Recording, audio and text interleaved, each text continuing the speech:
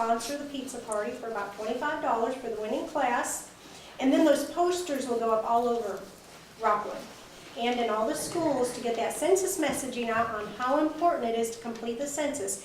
If you have a newsletter, a website, any way that you can get that information out, that will help us get an accurate count in Roane County and keep millions and millions of dollars in fundings in your community for important programs and services that improve the quality of life of your residents. Any questions? Thank you. We do appreciate you coming. Thank you. I do want to say that if you heard what she said and you've read about it, this is really important. A lot of people don't like to fill these out, don't like to be bothered. I'm telling you, it's a big boost to our community if we do this. And we need to encourage everybody we see to get this done.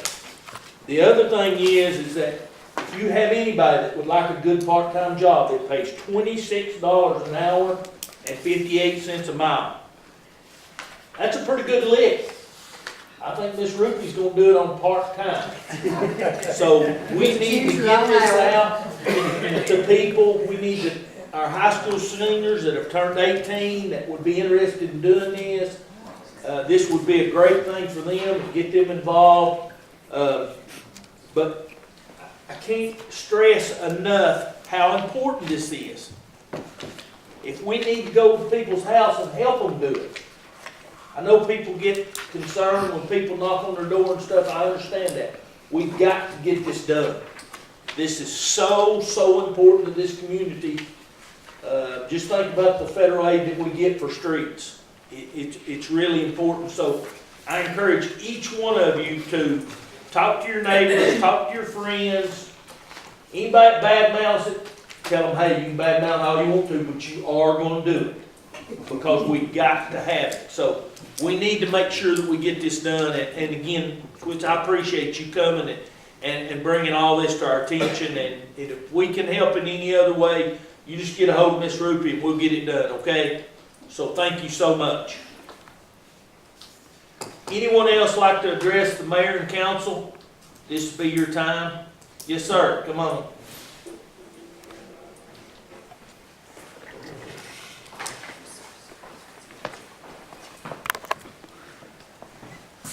My name is Derek Wallace, and I live at 426 North Front Street. And I just got some complaints about my neighbor there. I'm sure everybody knows what neighbor I'm talking about. The address escapes me right now. This one with the big orange transfer truck sitting out front. And I know y'all are going to discuss it later, but I've got complaints I'm going to let you know about that you probably haven't seen. You know, me living next to him. When he first moved in, yeah, he's a really nice guy. I've met him. He's a really nice guy, but since he's lived there, I've had to lock up my water from him and his occupants stealing my water. I've had to put up a fence. I've had to put up spotlights because I've had strangers walking through my backyard where my 2-year-old daughter has a swing set and plays and everything. And I've approached him about it, and he's really nice, and he says he'll take care of it, but nothing ever changes. I've called the cops about noise complaints because every single night it's so loud, you really can't hear it from our yard, but inside our house, it's like an echo. It's so very loud. We've called the cops on that, I think once, and it's just nasty over there, and I just, you know, bringing that stuff up to you. That's all I got. Thank you. As he knows, I live right across from it myself. And it is terrible. The law's there all the time. They're doing everything they can.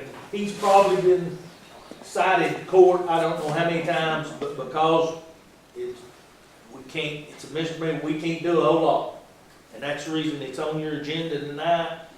It is terrible. They've tore the yard all to pieces. There's stuff everywhere. They've probably been caught getting water at places they're not supposed to 2 or 3 different times. So we are going to address this tonight, but this is another thing that we need to look at to possibly, right now, we can't put them in jail. All we can do is cite them to court. We need to consider looking at maybe stiffening this for some of these things. So I do appreciate you coming, and I feel your pain. I'm right across the street, and I get a lot of calls on it, and I don't blame people for calling. It is terrible. And like I said, he is a nice fellow. He's accommodating. Yeah, I'll take care of it. But you're right, never does. Anyone else? Again, thanks for coming. Appreciate everybody coming. We got one more thing before we move on to old business. Mr. Grief, Edward. As y'all know, Saturday from 3 to 5, I think it's correct. 4 to 6, I'm sorry. 4 to 6 at the high school gym, we're having a celebration of life for Maurice Grief, and as Eddie knows, I've got something prior commitment that I can't be there, but we wanted to do this City of Rockwood proclamation in memory of Maurice P. Grief. Whereas Maurice P. Grief was born March 11, 1924 in Nashville, Tennessee, and at age 95 passed away on Wednesday, December 18, 2019. Whereas Maurice was a Navy veteran, serving 4 years from 42 to 46 during World War II, serving as a parachute rigger. Maurice married Carolyn Bernard, who became his wife of 50 years in January 1950, whereas the Griefs moved to Rockwood from Nashville in September 1950, where they were joint owners of Bernard's store until its closing in March 1992. Maurice was a member of the Temple Beth El in Knoxville for over 60 years. Maurice was a pillar of the Rockwood community, serving on boards and committees, including Rockwood 2000, the Industrial Board, and others. Maurice was well known as a member of the Rockwood Rotary Club, where he served in many various positions and where he spent countless hours giving back to his community.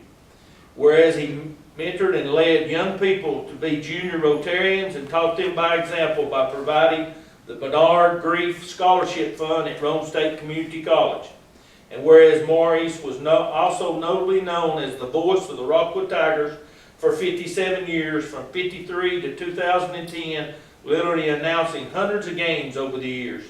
The numbers of years is amazing within itself, but Maurice never missed one single game during those years, never missed a chance before game to address the football team as a means of inspiration to will the Tigers to win.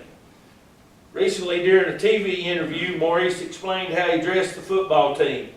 T for together and toughness. E for energetic and enthused. A for athletic and agile. And M for motivated and mean. Together, this made the word team, for which he believed was the only way for each team to win. Mr. Maurice Grief is survived by his daughter, Linda, and his son, Ed.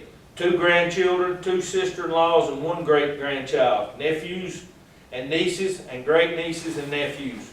Mr. Grief was an amazing man, lovely known as Rockwood's biggest supporter, as a die-hard Tiger fan, and whose blood ran green for over 69 years. Now it be resolved that Mike Miller, Mayor of the City of Rockwood, and members of the Rockwood City Council, do hereby proclaim that the City of Rockwood respectfully mourns the loss of a local legend and realizes a deep void will be left by his passing that will be impossible to fill. Congratulations.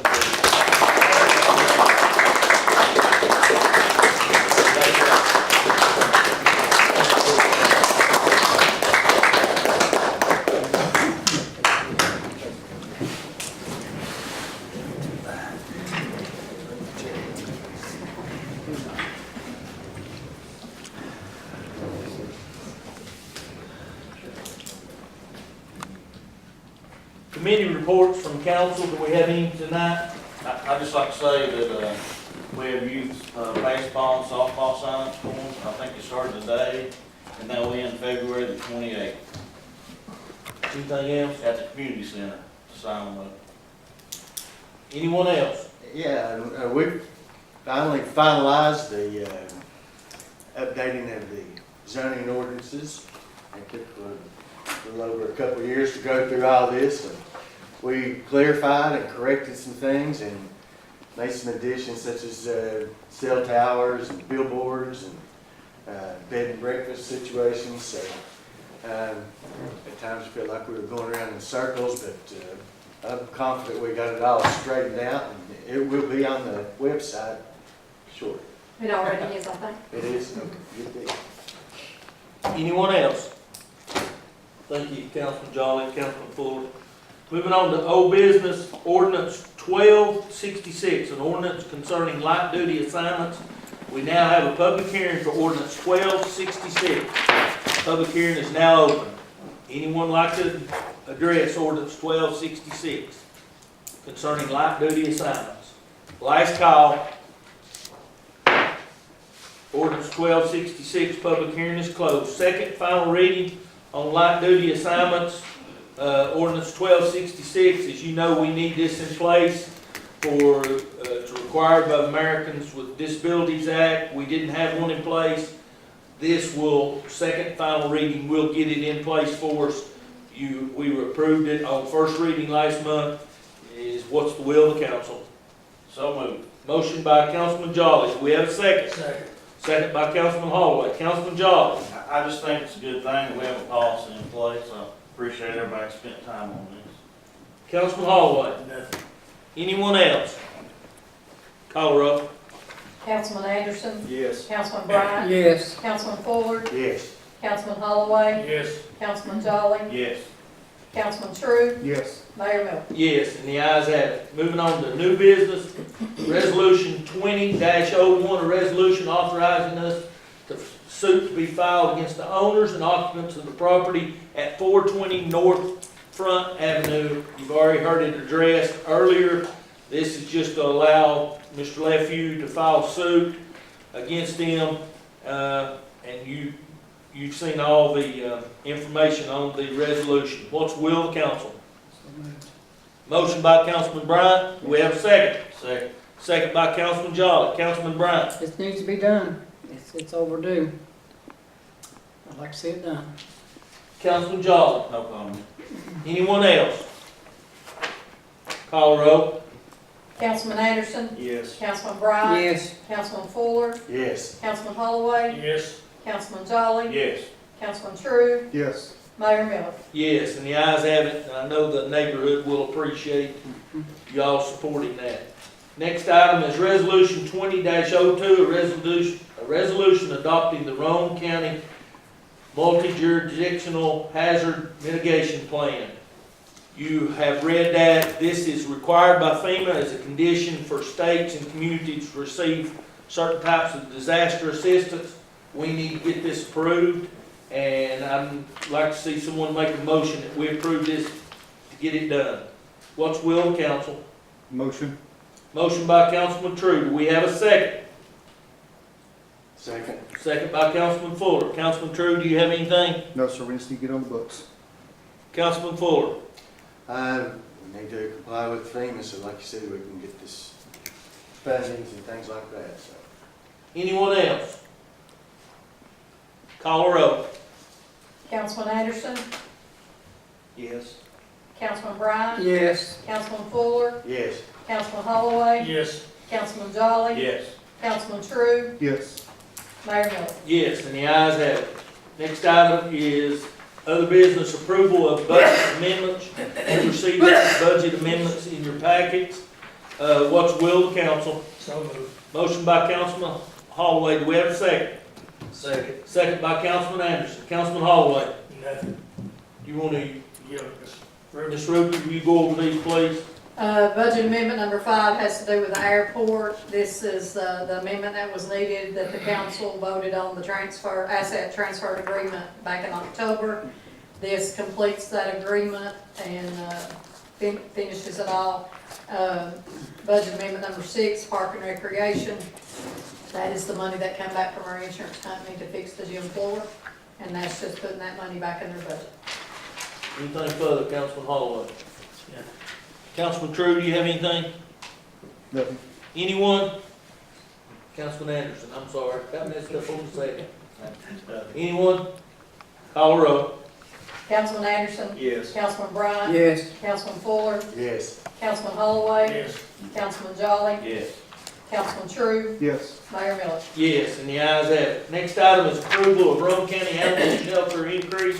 As you know, we closed our animal shelter and ended entered into an agreement with Roane County. We've been paying, I think, $10 per day for, what, 2 years? Yeah, and they've increased it to $15 per day with a 3-day maximum. It's worked out really well, I think, our agreement with them has, and I recommend that we approve this increase. What's the will of the council? So moved. Motion by Councilman Jolly, do we have a second? Second. Second by Councilman True. Councilman Jolly. I have nothing in it. Councilman True. Just to clarify, it's a 15-day maximum, so most will be out of pockets $45. Yeah, it's Correct, it's okay. $15 a day for Correct. 3 days, yes. Okay, that's it. Yes. Anyone else? Call roll. Councilman Anderson, Yes. Councilman Bryant, Yes. Councilman Fuller, Yes. Councilman Holloway, Yes. Councilman Jolly, Yes. Councilman True, Yes. Mayor Miller. Yes, and the ayes have it. Moving on to comments. Councilman Bryant, you have anything tonight? Nothing this time. Councilman True. Nothing. Councilman Fuller. No, sir. Councilman Jolly. Nothing. Councilman Anderson. Nothing. Councilman Holloway. All right. I know you. Yeah, That is pleasure. I have noticed, since we've changed with where we pick up trash, we pick it up on Mondays and Tuesdays. Not everyone's using a trash can. A lot of them just throw bags out there or throw their garbage out there and animals will get into it. If we can have someone maybe, or code enforcement officer, or someone maybe on Mondays, Tuesdays to get out to the ones that's not putting their trash in cans, might help quite a bit because there's several of them not using. Okay. Anything further? That's it. Okay. I have noticed that in some places too.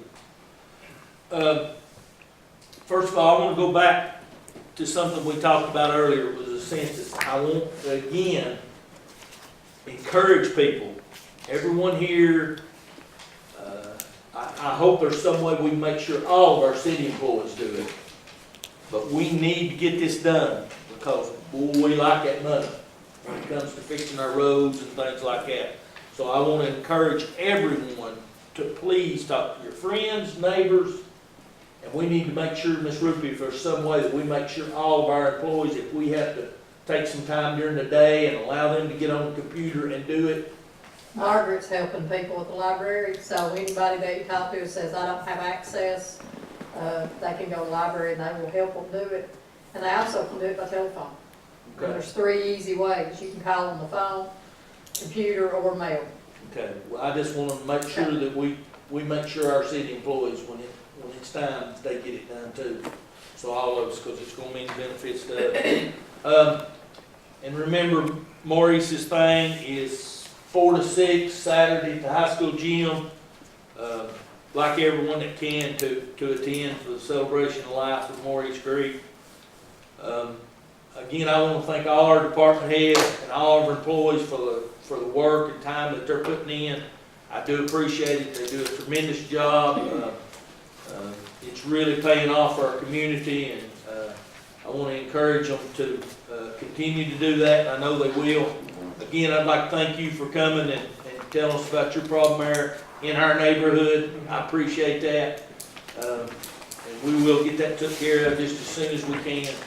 So, again, I thank everyone for coming. Is there anything else needs to come before mayor and council?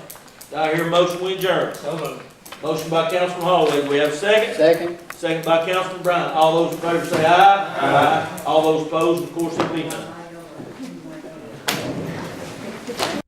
Honorable Chairman Randy Ellis presiding. God bless these United States, the great state of Tennessee, and this honorable meeting. At this time, Commissioner David Bell will lead us in prayer. Afterwards, please remain standing for the pledge of the American flag. All right, let's pray. Dear Heavenly Father, thank you so much just for another day, Lord. I'm so grateful for the opportunity just to draw a breath this morning. And Lord, I ask that you forgive me personally for taking that for granted. As I see my 2 kids growing up faster than I want them to, I see my loved ones leaving me faster than I want them to. And Lord, I don't take enough time to think about how grateful I should be for the time that you've gave us, Lord. Just thank you so much for this gathering tonight. Be with us. Give us a spot in our heart to do the next right thing. Not doing it out of pride or doing it out of self-boasting, but doing it for the right thing and to do the right thing. Help us to examine these points that we're talking on. Be with the people here that are coming in here to be celebrated for their time. Lord, again, I have to say, most of all, thank you for your son, Jesus. If it wasn't for that, man, we would be a depressing world to live in. Lord, be with us. Thank you for everything. It's in your awesome son's name we ask these things. Amen. Amen. I pledge allegiance to the flag of the United States of America and to the republic for which it stands, one nation, under God, indivisible, with liberty and justice for all. Thank you. You may be seated. If you have a cell phone, please make sure you turn it down. Thank you.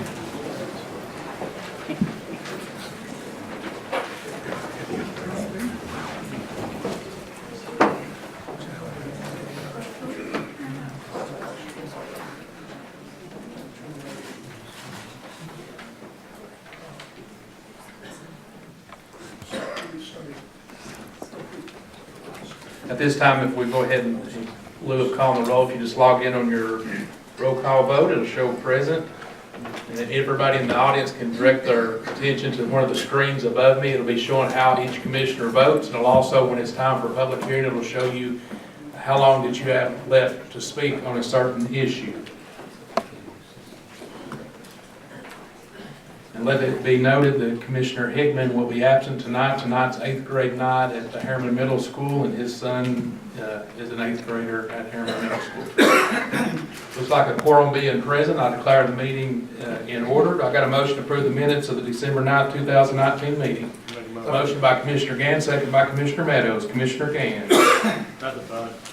Commissioner Meadows. Any other commissioners would like to, any comment on approval of minutes of the December 9th, 2019 meeting? Not seeing none, all in favor say aye. Aye. Opposed, like sign. Minutes of the December 9th, 2019 meeting is approved. Moving forward, acceptance of committee reports and correspondence. Motion by Commissioner Meadows, second by Commissioner Berry. Commissioner Meadows. Nothing to add. Commissioner Berry.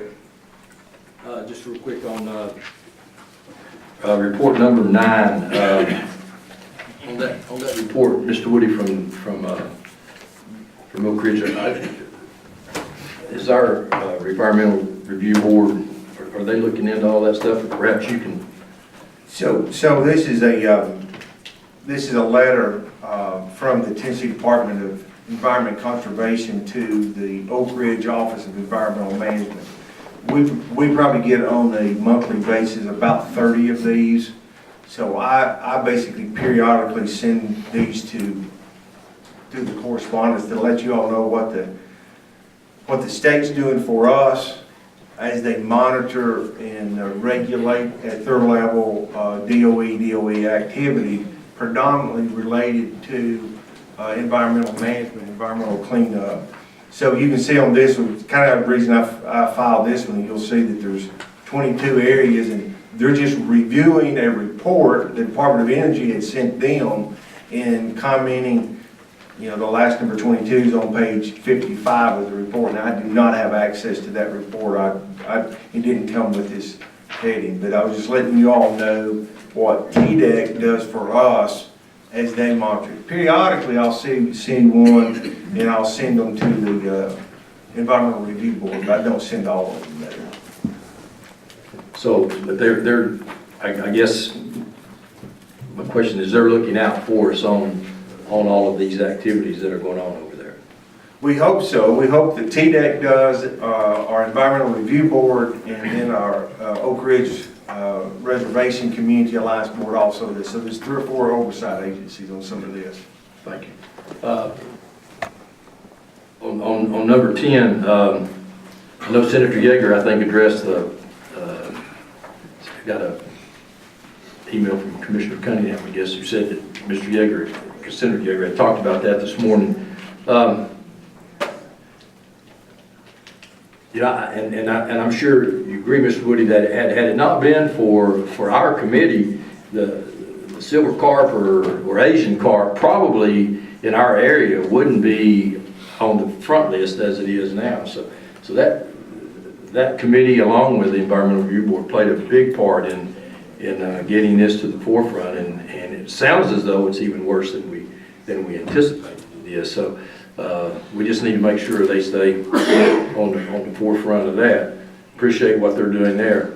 Number 11, on that FEMA report, are the projected costs on the 3 reports or the 3 projects that have been approved, are they coming in where we expected them to? Are they? Yeah, Amanda Daughtery's here, she, I think, or Tim, Amanda, can you come to the podium, please? We're glad you're here.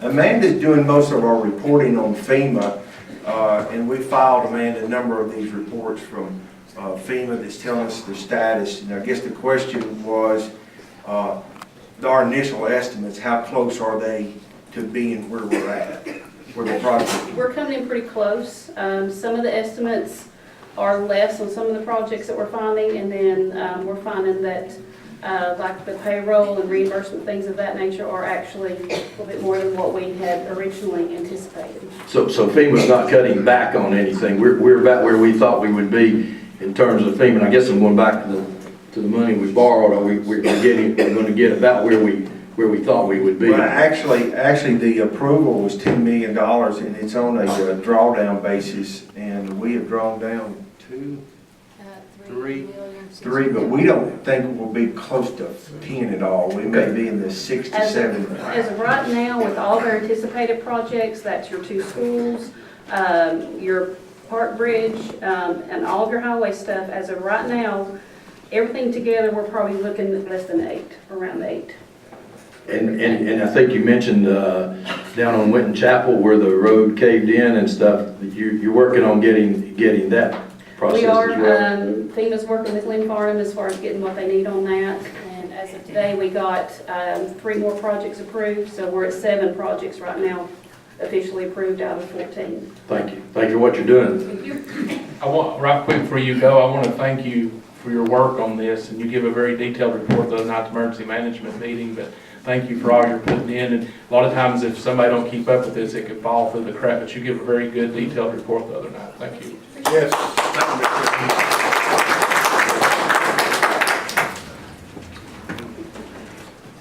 Is that all, Mr. Berry? Any more questions on the approval of committee reports and correspondence? Seeing none, all in favor say aye. Opposed, like sign. Committee reports and correspondence have been accepted. At this time, we'll move to notaries. Madam Clerk. Curtis E. Bunch, James W. Gunter, William J. Igu, Kathy S. Jackson, Karen B. Jenkins, Deborah M. Pillar, Brenda L. Russell, Teresa Thomas, and Chris S. Barton. I got a motion to elect by Commissioner Hendrickson, second by Commissioner White. Commissioner Hendrickson. Appreciate your willingness to serve. Commissioner White. Nothing to add. Any other commissioners like to address the notaries that's before us? If not, we'll take a roll call vote on this since we are electing notaries. As everyone in the audience can direct their attention toward the screen, a lot of times it'll show who's voted and who's not, and who's made the motion and who made the second, and the vote's recorded. And as it shows, there's 14 yes and 0 no. The notaries have been elected. Moving forward, we're going to the part of the agenda, hearing the delegations. This is the opportunity for the citizens of Roane County to address your elected officials on the county commission. We ask that you step forward to the podium and you'll state your name and address. And if you can see on our screens on either sides, the commission has adopted rules that we give the people from the audience a 3-minute time period to speak. We ask that you please try to adhere within those 3 minutes. We know sometimes it's hard and we've got some issues that you want to get more time across, and we're we have leeway with that, but we just want to let you know that this is your time to address the commission. Any other time from this point forward, a commissioner would have to yield your time to you. And I want to go ahead and introduce this speaker because she's special to all of us. This is a former commissioner, Ms. Kelly. We want to welcome you back. Thank you. It's nice to be here and see you all. I'm Renee Kelly, and my address is 106 Oklahoma Avenue, and that's Oak Ridge. And I read in the Roane County News that there was going to be a resolution about disallowing refugees to come into our county. And I just wanted to point out some reasons why we should welcome the refugees. Because if you look at history, the people that have been refugees have ended up being productive members of our society, particularly if you look at the Vietnamese and the Cubans that have come as refugees. They make a bigger effort than the general immigrant to learn English skills. They also have a higher rate of employment, and of course they stay longer because they have no option to return to where they're from because they've been seeking asylum or just as refugees. These people are running from out of desperation more than anything else because they're not comfortable with ISIS, and it's a Muslim nation, an Islamic nation or country that they come from, and they may be Islamic, but they don't see the caliphate, I think is what it's called, as beneficial to them, but more of a threat.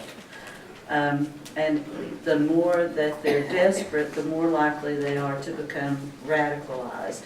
And that would mean that they would turn into ISIS members.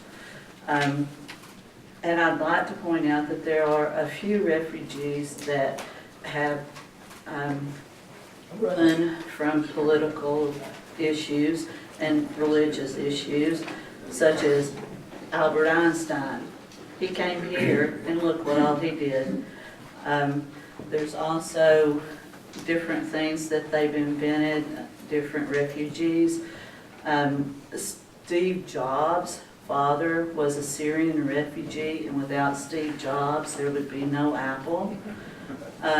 There also a man that invented a key ingredient to birth control pills. He was a refugee. Sriracha was also brought to us by refugees, as well as the man that invented a way to make donuts quicker. So refugees are good things. Thank you, Ms. Kelly, and it's always glad to have you back. You're welcome anytime. Thank you. Thank you. My name is Jinx Watson, and I live at 1220 Dogwood Drive, Kingston. And I'm here because I also read Friday's Roane County News about the Roane County and refugee situation.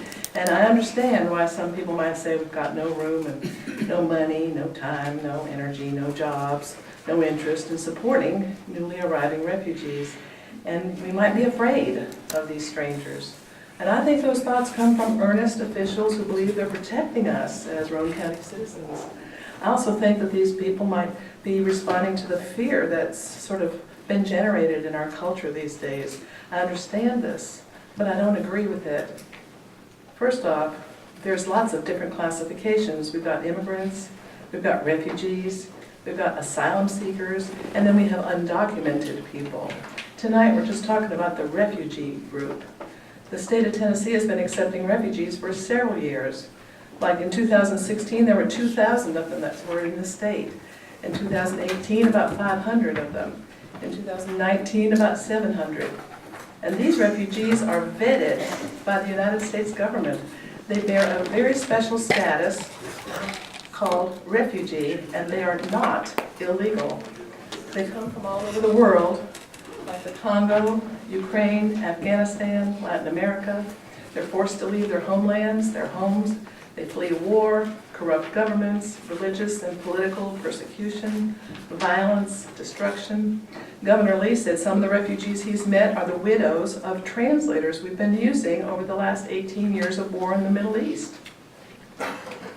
Second, there are nonprofit organizations that work with these families and settle them into towns so they can become productive citizens and employees and residents. The goal is to welcome these people so they can become productive and get them as independent as soon as possible with employment, housing, and schooling. Most likely, our rural county will not be a place where refugees land, as the agency says they need public transportation to get to work. They do better where there are others from their culture to support each other, and they need a wide variety of job opportunities that a bigger city might offer. So in closing, I want to say that most of us grew up with American and Christian ideals of welcoming the stranger. I try to live my life with do unto others as you would have them do unto you. I believe in the parable of the fishes and loaves, and know Roane County can both take care of its citizens and welcome the stranger. And finally, when I talk to these folks and hear their stories, I say to myself, how can I be so lucky to live here? For there, by the grace of God, go I. Please do the right thing tonight and accept Governor Lee's plan to help in this effort. Thank you, ma'am.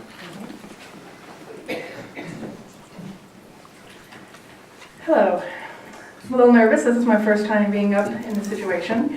But I wanted to just very briefly give an example of what Could you state your name and address, please? No problem. I apologize.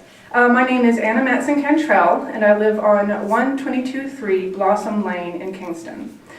And I just want to sort of put a face to the American dream that I believe that people like refugees represent. Specifically, my great-grandmother was Italian. She lived in Italy during the rise of Mussolini. She and her husband left Italy in 1921 to come to the United States because they needed a safe place where they could prosper and grow a family. My grandfather was born an American citizen, and I'm very proud to be a descendant of immigrants like them. And I believe that everyone who is willing to go through that legal process of being a refugee, who is trying to escape a very scary, very difficult situation for themselves and their family members, deserve the right to do that. And I fully trust that the people of Roane County are the sort of patriotic, open, and brave Americans who would welcome refugees, much like Americans welcomed my great-grandparents. Thank you. Thank you, Ms. Kendall. Anyone else like to address the commission? Go ahead, sir. State your name and address. My name is Michael Howe. I reside at 456 Paint Rock Creek Road, Philadelphia, Tennessee, in Roane County. And I thank you for allowing us to talk tonight. Your desire to protect our community and be a good shepherd of our resources is appreciated and understandable, but your fear is unfounded. Studies have shown that immigrants commit much less crime than the host communities that they participate in. As the number of refugees seeking asylum in this United States increases, we have not only a moral obligation to treat them with respect, but also a constitutional duty. I will remind you, our Constitution states all people within the jurisdiction of the United States are guaranteed due process. And our higher courts have affirmed that this does in fact mean all people, and that includes immigrants seeking a better life and refugees seeking safe asylum.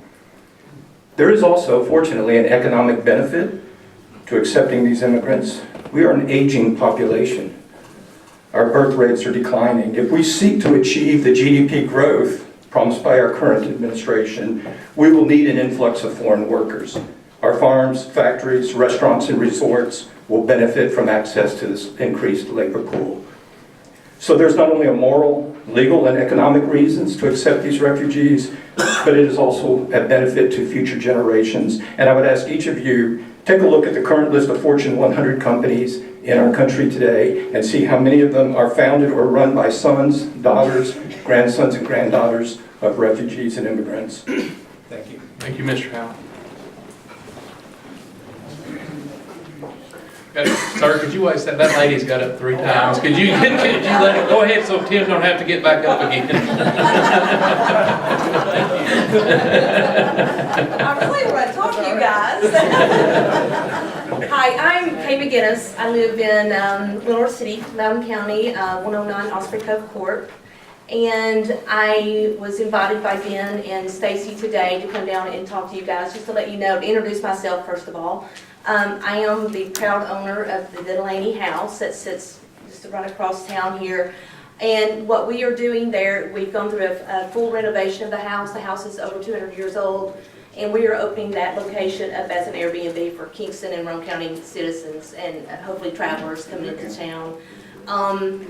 I know a lot of you probably know the history of the house. It was built in 1810 to 1813 and built by a gentleman named, he was from the Revolutionary War, Gideon Morgan. So that will be the name of the Airbnb. This is for everybody's, this is right here across from the old courthouse, right beside the First Baptist Church. So everybody's. Yes. So we're very excited. I am a native of Kingston. I grew up here and my family has been local here for many years.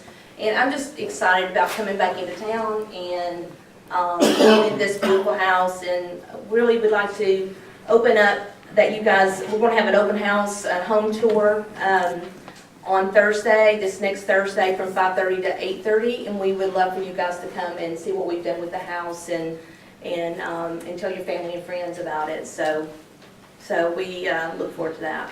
Is there any way you could email somebody that information about the open house? Yes. Get it to Ben? Yeah. That way we'll get it out to It everybody? will be in the Roane County News Okay. on Friday, and also there'll be a big banner placed on the house tomorrow so that everybody will know that. So we really look forward to having everybody come in and take a look at what we've done. And we're just excited about the house having some longevity and for people to get to come in and see this place and how beautiful it is. It is a solid structure. It'll be here 200 years from now. And it's just beautiful. So we're very excited. Thank you, Ms. McGinnis. Now, sir, go right ahead. My name is Kirk Steele. My wife and I live at 402 Indigo Bunting in Harriman. We've lived here for 15 years, and I just wanted to speak again to, as someone has already spoken about the refugee resettlement resolution, and just reiterate how much I appreciate what has been said, because I agree with it wholeheartedly. And we just want to emphasize that I believe that lots of times our fear of refugees is totally unfounded. And I was looking at some statistics from the Department of Homeland Security about who these refugees are that have been coming into our country just in the last 2 or 3 years. And it's very interesting because it seems like about 43% of the refugees who have presented to the United States since 2016 have been children aged 0 to 17, 43%. And roughly 50% have been female. And about 60% of these arrivals were dependents, which means mostly women and children. So the idea that most refugees are violent young men is not substantiated by the documented statistics. These are people who are fleeing dire circumstances and looking for some opportunity to protect their families and give a life for their families. And certainly as Roane County citizens and as a county, we want to project an image of welcome to everybody who wants to live here, and that we have open hearts, and that we agree with Governor Lee that this is a humanitarian crisis, and he is deeply involved, and he's been involved in refugee resettlement and services for many years, predating his run for the governor. And his wife, Marie, is also involved with refugees in Nashville, women of Kurdish descent whose husbands were murdered because they were interpreters for the United States during the Iraq War. And so he has said, I will not turn my back on these people. And he believes there's a biblical mandate in his Christian faith, and I would agree for myself. The Bible speaks very strongly to our obligation to have open hearts and welcome our fellow brothers and sisters who are struggling, who need a helping hand. They can fit into our communities. Realistically speaking, the chances that any would actually end up here in Roane County are slim to none, because usually they go to the larger cities where there's services and also where there's a community already there. And so we could probably rest assured the resolution is not even necessary. As I understand it, a county has to take the initiative to say, yes, we want refugees in order to be considered a receiving community. And if we say nothing, then we're counted out. So the resolution is not even necessary. So let's not go that route. Let's give a good image for Roane County, for everyone who wants to come, that this is a place for everyone, and that race and creed and national origin don't matter. If you want to come here and you have a heart to work and to educate your children, we welcome you with open arms. Thank you. Thank you, Mr. Steele.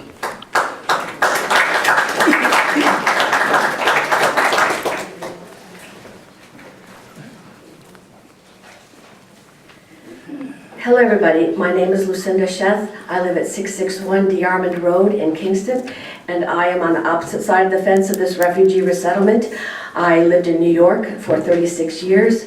I saw when the blind sheik got his refugee asylum status, and he and his follower did the first bombing in 1993 of the World Trade Center. The Sarnea brothers are refugees, asylum seekers. They did the Boston bombing. The list is very long about these people, and I love people. In my opinion, America has no obligation to foreign nationals to settle them, educate them, give them health care, or house them. We have an American obligation to our citizens here in this country. And on top of everything, there's 30 million plus illegal aliens running around. And don't tell me they're in the shadows, they're not. They're sitting right in the classroom next to Johnny and Susie that we're paying for. So we have an open welfare state with open borders, and we're bringing more people in. And the thing I have to say about this is that the followers of Muhammad have a political system cloaked in a religion. Islam is not the religion of peace, otherwise there would be peace in the Middle East. But their religion, their 3 books, deal with 1/3 of how to treat each other, and the 2/3 of the books, the 3 books, are how to deal with us, the infidel, the kafir, and so far it's not very pretty. So I say, let's have a say on refugees with the resolution passed today. Thank you, Ms. Sheath. Anyone else like to address the commission?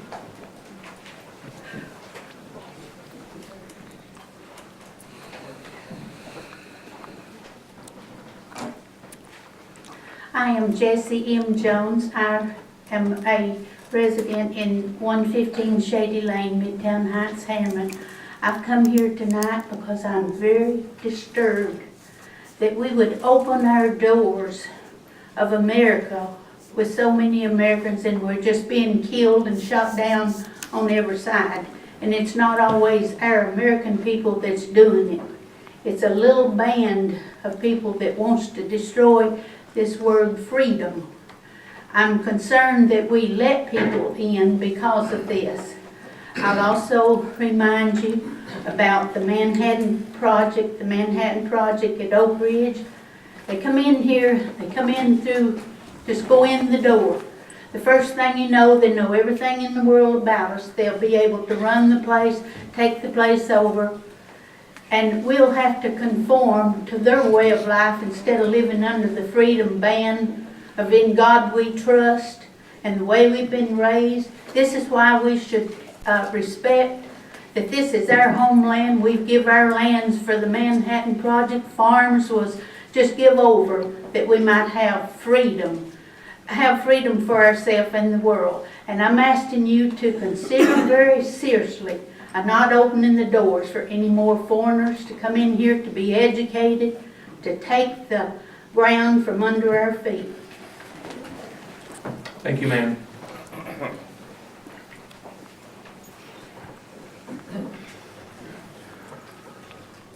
Hello, my name is Mariana Mixtioner Monk, and I live at Kathy Circle 1505 here in Kingston.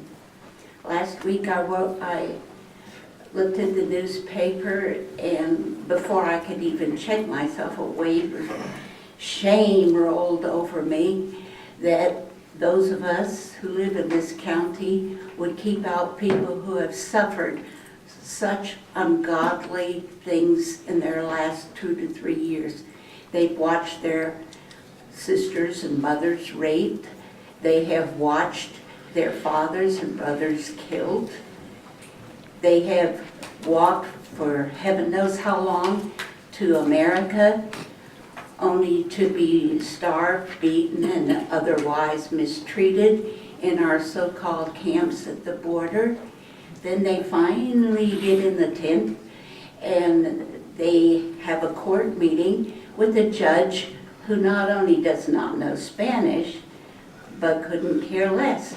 And after they tell their horrific tales, then they have to hear, okay, and you're denied. And so they have to go out and leave. That we could treat people this way when we have a tradition, all of us, Catholic, Christian, Jewish, to give a home to the stranger. It says that in 12 to 15 books of the Bible, that our duty on life is to feed the hungry and house the poor and be good and do justice to all. My own family came over in the 1600s. America would not want them. They were the poorest farmers that they could be. They were Huguenots. So they had been very naughty in their own home. They had been against the Queen, and they had fought for their own freedom, and in doing so, they had done very naughty things. But when they came to America, they started a farm, the country's #1 rated apple farm. They grew their corn, and they became the people, the next generation or two, that fought in the Revolutionary War and helped us to win our freedom. So please rethink shutting out people who need us and have suffered more than any of us have. Thank you. Thank you, ma'am. Anyone else like to address the commission? Go right ahead. My name is Eva Brown. I live at 180 Forest Road. And although I know some of these people are very well-meaning, they need to be educated as to exactly what is going on, what the refugee program is all about. First of all, how do these so-called refugees get here? Application. Refugees need to show a well-founded fear of persecution due to political view, membership in a racial, ethnic, religious, or social group. This definition has been so widely stretched that's essentially meaningless. For example, U.S. law declares that the China one-child policy... Ms. Brown, I don't want to interrupt you. Put that microphone up just a little bit. You're kind of loud. Thank you. The China one-child policy is considered a persecution based on a political view. Also, people can seek asylum in the U.S. for things such as domestic abuse, female genital mutilation, or even lack of services for the disabled. In other words, almost the entire population of every Muslim majority nation in the world is potentially eligible to come here and seek asylum or as a refugee. How are they chosen? 95% of the refugees coming to the U.S. are picked by the UN. The UN High Commissioner for Refugees, 95%. We have no control over where they come from or how many come here. They are selected, and then in the late 1900s, 1990s, just before the 9/11, the U.S. picked the majority of its own refugees and immigrants, but not anymore. Since in 1965, the immigration generally worked to benefit Americans, and that all changed when the Democrat politicians came up with a scheme to change the demographics. I was quiet when you were speaking. Of the U.S. Please address the chair, please. To change the favor of the demographics so that it favors the Democrat Party. the Immigration and Nationality Act of 1965, H.R. 2580, enacted in June 30th, 1968, aka known as the Hart-Celler Act, eliminated the concept of quotas that had been in place for decades. By removing quotas, this bill significantly and intentionally, in my opinion, transformed the demographic makeup of the U.S. forever. The new law changed the order of preference using visa categories to focus on family relationships with citizens or U.S. residents rather than skills that had previously taken precedence in the visa decisions. This is what opened the floodgates to the concept of chain migration. If this was a scheme by the Democrats, which I believe it was, now they could label those who oppose these efforts to diversifying America as racist or xenophobic, while importing generations of future voters from then on immediately. You could please bring your comments to conclusion, please. All right, let me just say that the refugee program is nothing more than, it serves as a charity, more or less, for third world countries. And it has become a multi-billion-dollar industry. The State Department awards, they have a huge network of contractors who are the ones that do the resettling. They are chosen by the State Department. They are paid so much per refugee that they bring into this country and resettle. And the refugees, once they are... Thank you, Ms. Brown. Thank you. I would like to finish my point. I'll give everyone ample time, and I'd let you go over just a little bit, Ms. Brown. Thank you. Thank you. Anyone else like to address the commission? Could you please step to the podium, sir, and state your name and address?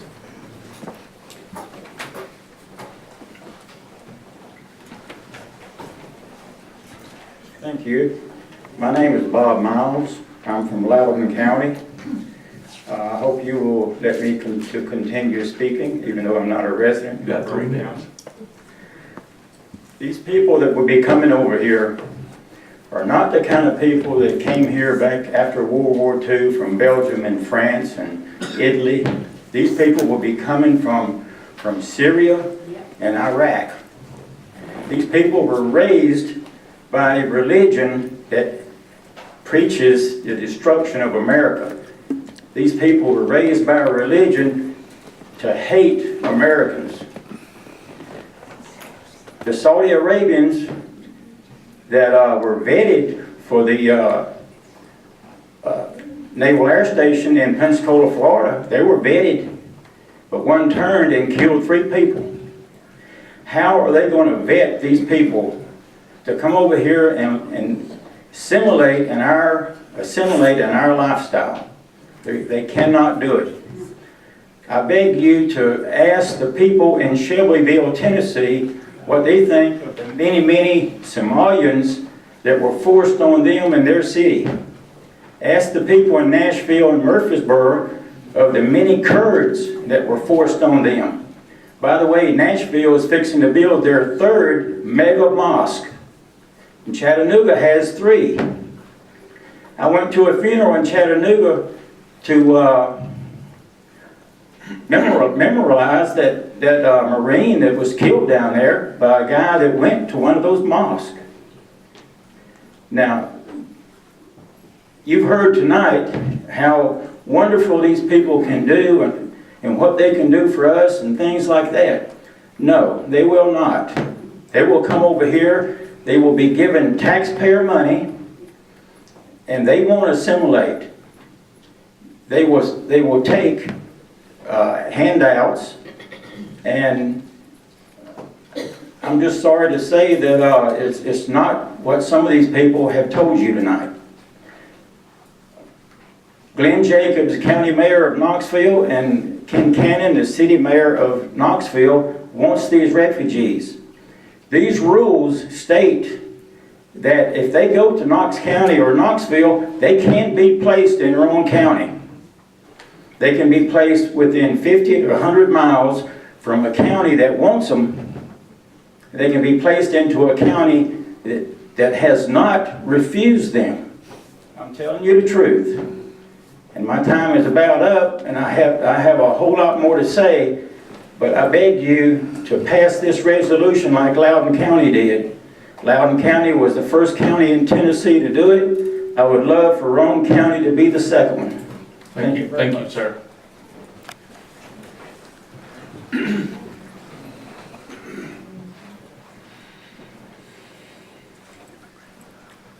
Evening. My name is Don Smith. I live at 103 Forestberry. That's Oak Ridge. I want to just get back to the basics. A refugee is a person that comes to a country because they are in duress. There is fear of either political, religious, physical altercations. And I need everybody in this room to look around. If you're not Native American, somewhere along the line you've got refugees or immigrants in your bloodline. What about all the Italian families after the wars and stuff like that? The dirty mix coming over here, nobody wanted them. The Chinese, they didn't want the Chinks. We are better people than this. If it wants to be a political issue, go to the ballot box and vote. Let's not make Roane County regret something. Thank you, sir. Anyone else like to address the commission? Yes, ma'am. My name is Sherry Paris. I live at 114 Lock Haven Road in Rockwood. We heard earlier tonight, and I'm not picking on it, I'm celebrating the fact that we have new opportunities for industry and tourism in our country, in our county. And part of that is the image, what we're presenting. You look at the small town in Missouri that was on NPR this week because they were one of the first communities to say no.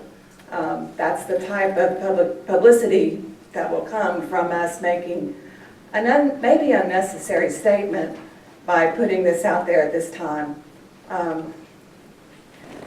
We have a Roane Commission that's really trying to publicize this as a vacation place.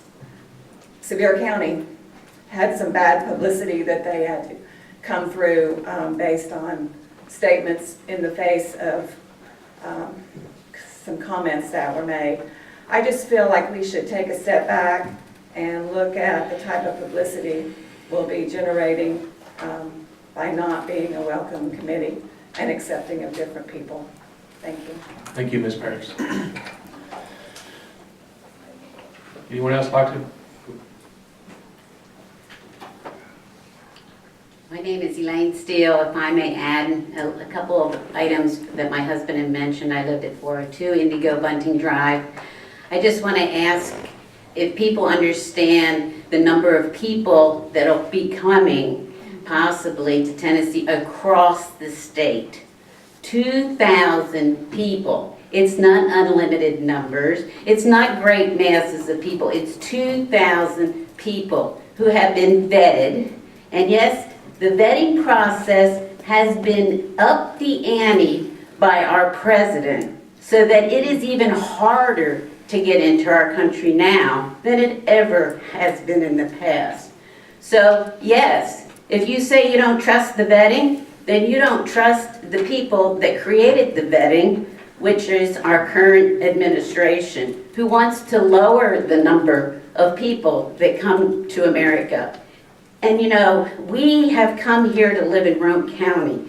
There are lots of people in our neighborhood that are coming from other states because Tennessee is a great place to live, but they're not used to living in an area where people are closed off from other people. They're used to living in multicultural communities. They've had the opportunity to know people as their neighbors and as their, friends at work. And when you get to know people as people, it loses this idea of them and us. They become us as well. I don't know, I worked in the medical field. How many great physicians are out here in our local communities that are Indians?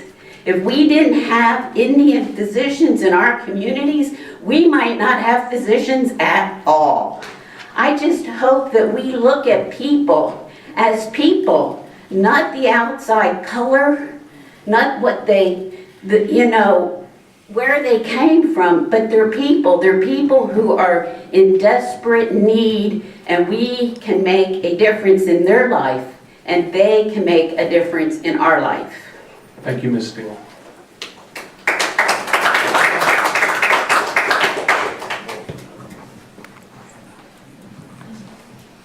I'm going to make my statement brief, and it's extemporaneous. I apologize. I'll probably...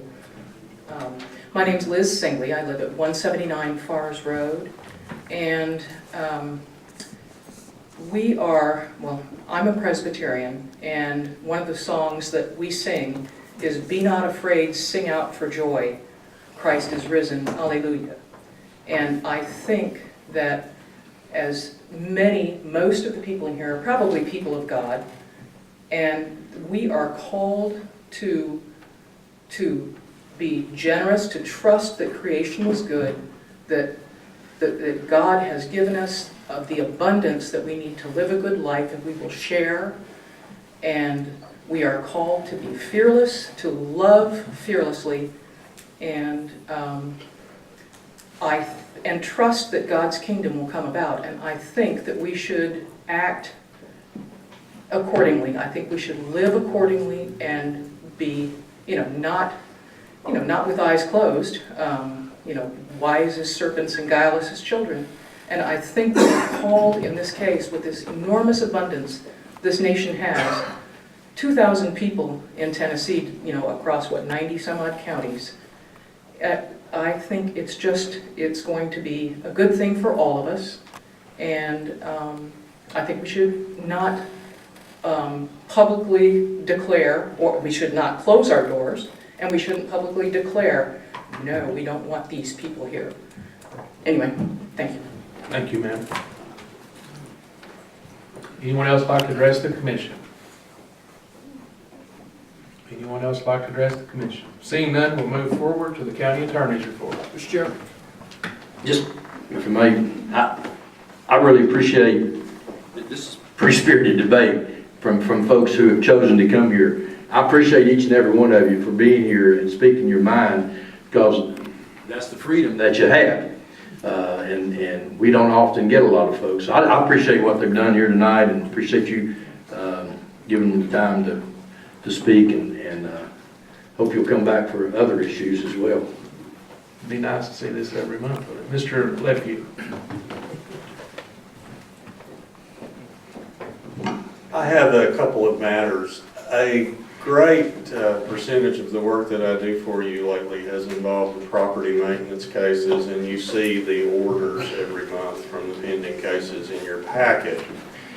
And we have had a lot of success with getting the property owners to come in and clean up their property and remove their junk vehicles and their debris, basically through the efforts of the Code Enforcement Office and the Chancellor working with them. About the only time that we, as a governmental body, have had to go onto a piece of property and clean it up, haul off cars, or tear down houses, or when the owners of the property are dead and no estate has been opened, or we cannot locate the owners. And that has been rare. Based on what has happened in some recent cases in our court, I'm here to advise you that it appears that Roane County is going to have to take a more active role in cleaning up these properties. In the past, the Chancellor has basically put a jail sentence on these people if they don't comply with his orders to clean up their properties. And there have been situations where he has actually incarcerated people, and in order to get out of jail, they've got to make arrangements to get their properties cleaned up. That has not been happening in the recent cases that I have had in front of him. He is beginning to order the county to go in and clean up those properties rather than jailing the owners. So I anticipate that we're going to be incurring more expenses in cleaning up those properties. We have, Not to interrupt, this is the chancellor? this is the chancellor. Okay, thank you. We have one that was in court this past month that you'll probably get the order on in your packet next month. It's a junkyard, an illegal junkyard that's on Casey Road that we have been dealing with for about 4 years. And he ordered the county to go in and clean up the property itself. So that's going to be one expensive one that we're going to have to deal with. So I see that our role is going to be changing as far as these properties where the people will not voluntarily comply with the court order. So I wanted to make you aware of that. Secondly, you have on your agenda tonight a property at 820 Dogtown Road that is an illegal junkyard.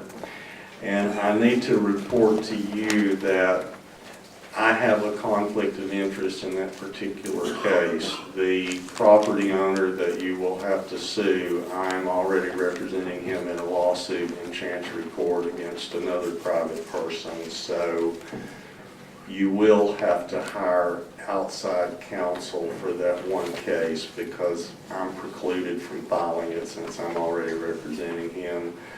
I regret having a conflict of interest because I know that costs the county money, and this is the first one that I've had, but I just wanted to make you aware of that. And that's resolution 12002, I believe? Yes, and it's for the one property on Dogtown Road. The remainder of the properties, I can pursue those for you. That is all I have tonight. In case there are any questions, I'll be happy to answer them. Mr. Moore, then Mr. Meadows.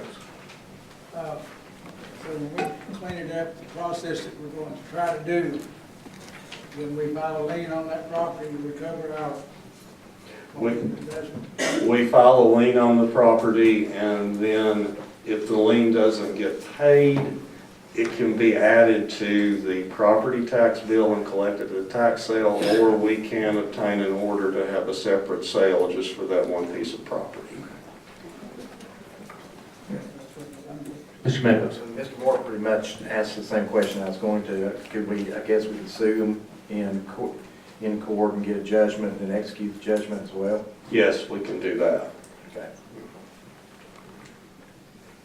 Any other questions? Mr. Berry.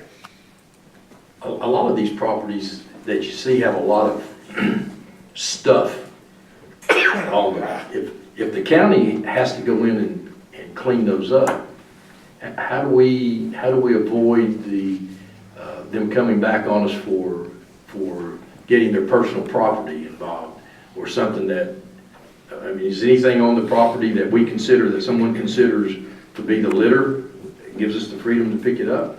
Well, first of all, we have to sue them, and then we get a court order, and we have authority from the court to go in and pick it up. We have honored their due process rights by giving them the opportunity to have a day in court to say, no, this isn't in violation, or no, this serves a useful purpose, it's not junk. So we don't do anything until we have given them an opportunity to come to court and defend if they choose to do so. So all those bags that are out there, they need to clean and get what there's personal, and then the rest of it, we have the authority through the courts to pick up and dispose. We get the authority through the court, yes.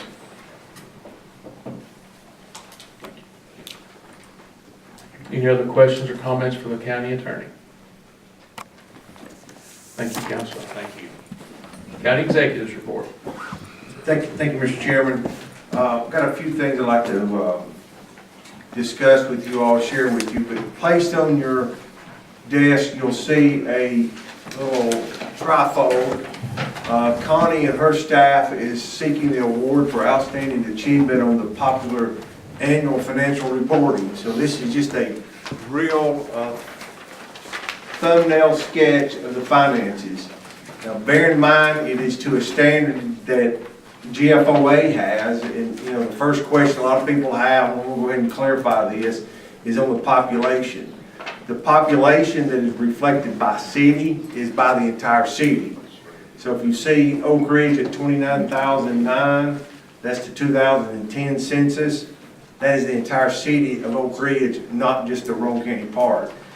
If you try to do a search now on how many citizens in Oak Ridge live in Roane County, that's something we can't find. The last couple of times I did it, I cannot even find that census data. So we have our census lady here in a few minutes that may be able to help explain some of that to us, but it's kind of, we have Oak Ridge that's in 2 cities, you have Oliver Springs that's in 3 cities, so these are the city populations, not just those in Roane County. And it does not delineate, of course, the rural residents or the residents outside of any of those cities. But there's some good information you can see that Connie and her staff has put together, and hopefully we'll get an award on that.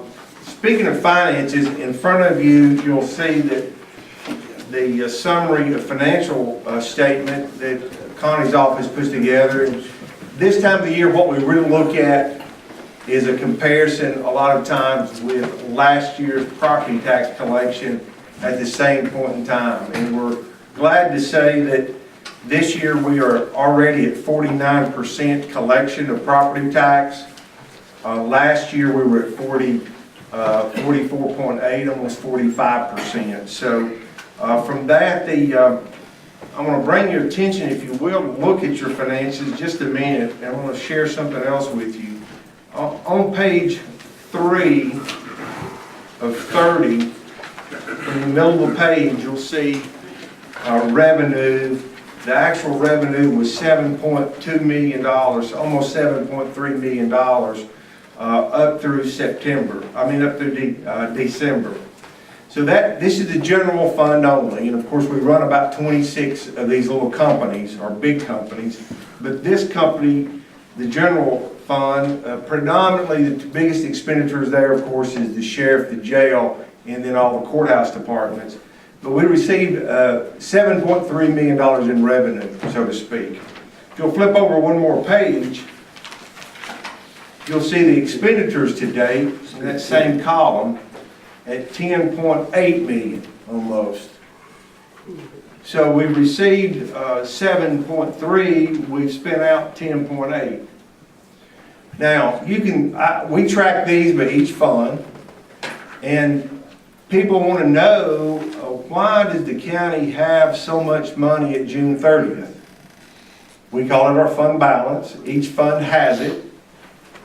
We have to have it because these operations are in cash deficits the first 6 and 7 months of the year, but we're waiting on the property tax. So just a little part of the training that we give to county commissions and ourselves is we have to track this because we're tracking the cash. You have to have enough money to start your year and operate 6 months because the revenue comes in December, January, and February, predominantly property tax. Each fund is different. Each fund has a different calculation. Some funds are positive at this time. A lot of them are negative, but it's because of that. That's the reason when we do fund balance policies, we have to take that in consideration. I was flipping on over to another one. The schools right now, they have a large fund balance, but as a percentage of their budget is small. But right now, if you're looking at this being a profit loss, they've got a $4.3 million profit. That's one reason that the cash fund balance that they start with is basically about what the general fund starts with, even though their budget may be 60 million and ours may be 18 million. It's because we have to manage the cash at each fund level. So that's just something, if you cannot sleep at night, this is a summary report. If we gave you the total report, it's about 6 or 7 times this thick. Anybody have any questions on the financials? If I don't know them, I will make them up. So. That's right. What's that? Never stopped you before. Never saw it before. Just another thing on the financial matters, Connie and I were on a conference call. Already said that that was it. Pardon? I said you already said that was it. That was just it for this one. So another financial matter, we were on a conference call 2 weeks ago,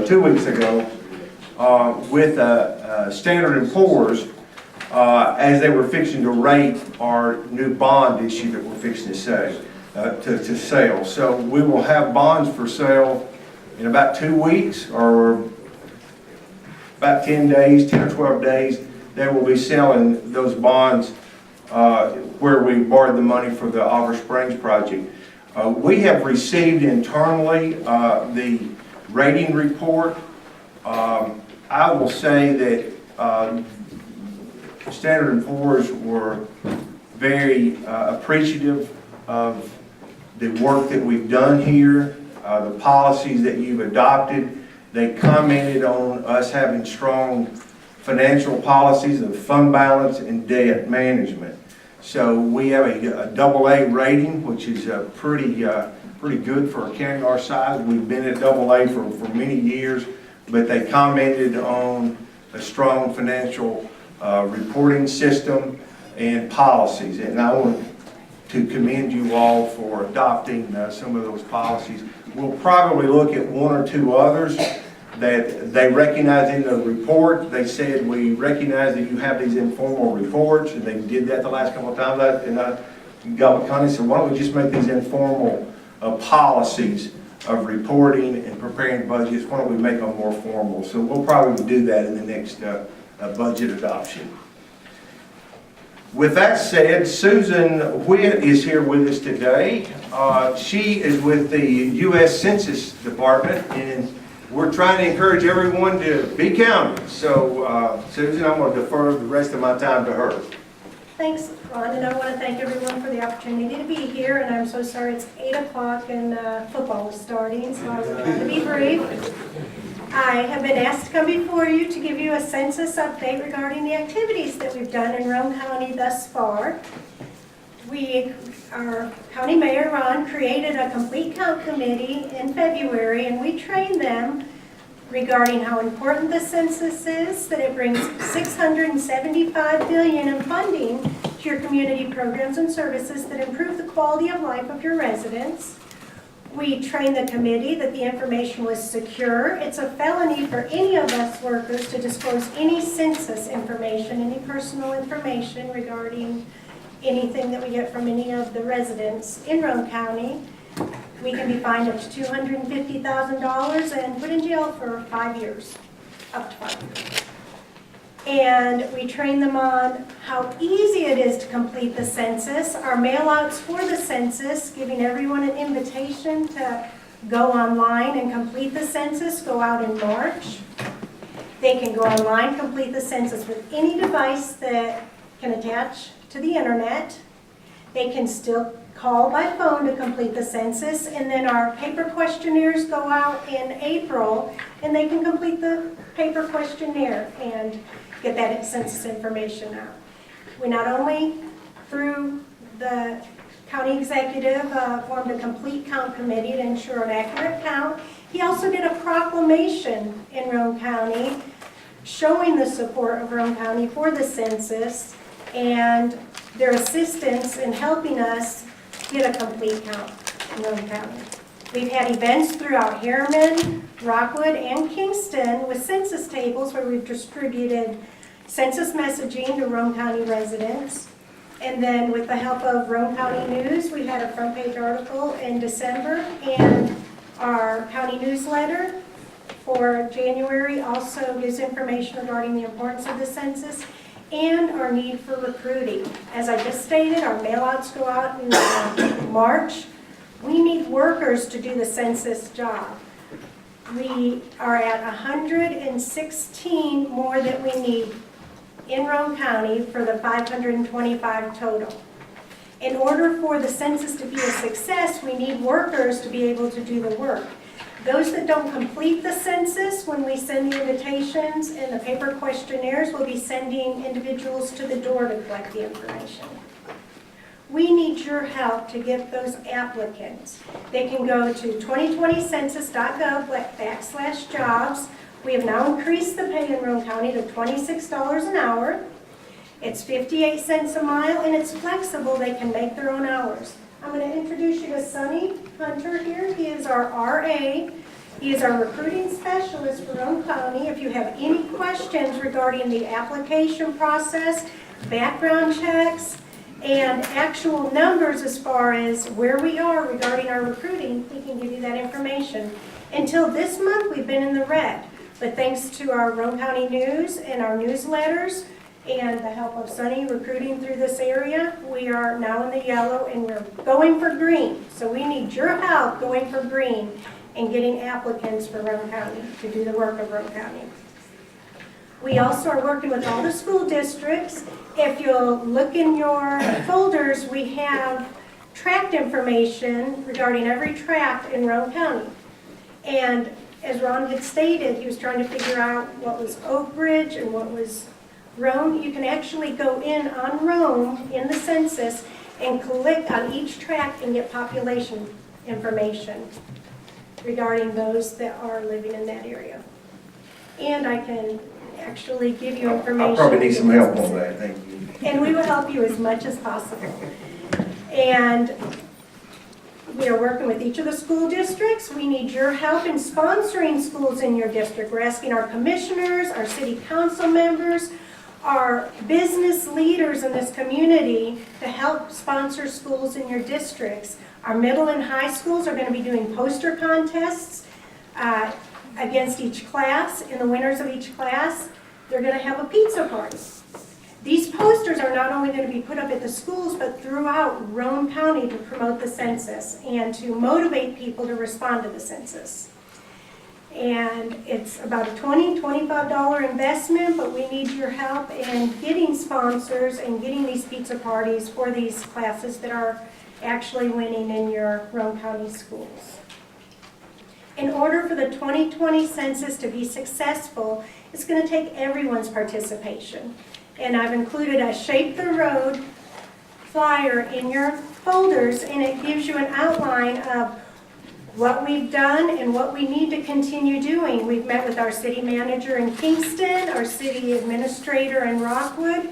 Rockwood has the highest low response scores, over 20%.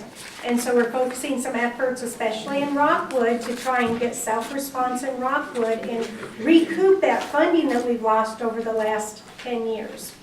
Also in your folders, information on our children under 5. We missed 1 million kids last year.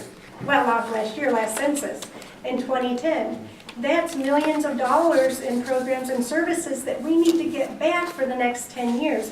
So we need to get the message out on how important it is to complete the census, and don't forget the kids. Don't forget the babies in the hospital. Don't forget your children that might be in foster care or living with grandparents. If they are in your home, whether it be your grandchildren, nieces, nephews, or Uncle George, if they are in your home on April 1st, count them on your census. We want to keep that funding and those dollars in Roane County. And it's going to take all of us to do the work of the census. Any questions? Just in case you're wondering about that pay, commissioners, you can't be employed by the census as an elected official, so Mr. Barry. Sure. So we have 78 days till April the 1st. Yes. And that's the big day. That's actually kind of it's not the end of the census, it's just a point of reference. I'm not sure whether to count this person in my house. We miss a lot of college students because parents don't count their college students living at home because they're adults. Yes, you count your college students if they're living in your house and sleeping in your bed on April 1st. That's point of reference. A couple things. One, I think last year in the state of Tennessee, there were 500,000 children under the age of 5 not counted. That's $1,000 a year for 10 years. I don't know what, and you said we had how many in Roane County, kids not counted, 1,000? Well, we've missed 1 million children throughout the United States. Okay, so 500,000 of those were in Tennessee. And $1,000. Well, based on the figures that you're quoting, if you miss one family of 5, that represents $50,000 over the next 10 years. I don't think it was half of the, You said 500,000? 5 families of 500,000 5 or children hundreds of thousands of dollars. under the age of in funding. 5. She said 1 million nationwide, but 500,000 Well, would. that's what we were told. Okay. And the other thing on college kids, as I understand it, if you put that your college youngster is in Knoxville going to school, then Knox County gets that money. Right, exactly.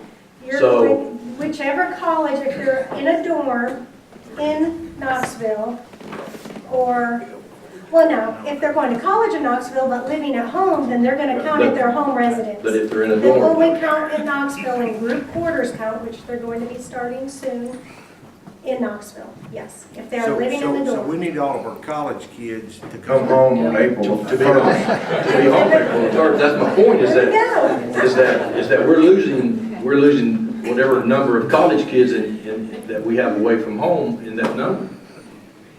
If they're living in the dorms. Right. Now, if they're living at home, they will. So what happens if those parents don't understand that if they're living in a dorm and count them as living at home?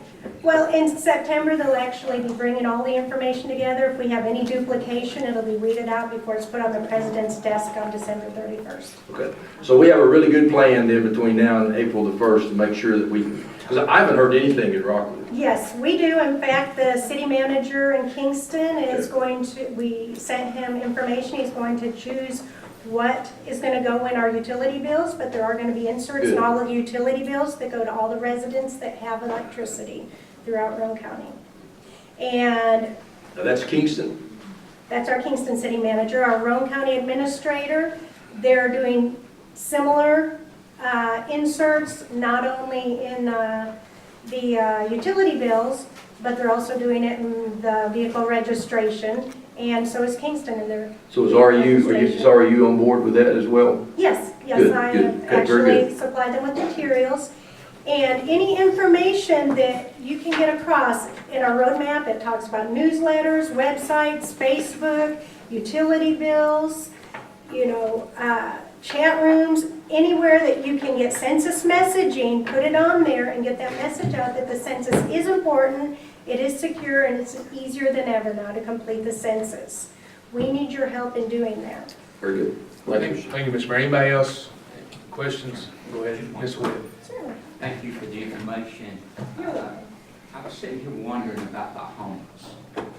Who counts the homeless? That'll be covered in our group quarters count, and again, that's why we need our 116 people in Roane County to go online and apply today, 2020census.gov/jobs, because that is part of what is going to be going on now through April is our group quarters, where we're going to be counting the homeless, soup kitchens, dormitories, nursing homes, any facilities that actually house people will be part of our group quarters count.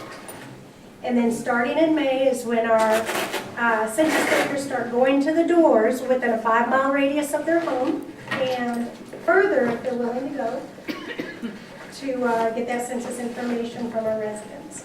And we want it to be our Roane County citizens that apply for these jobs because they have a vested interest in the outcome. We want them going to the homes and getting that census information because it's people each of us know.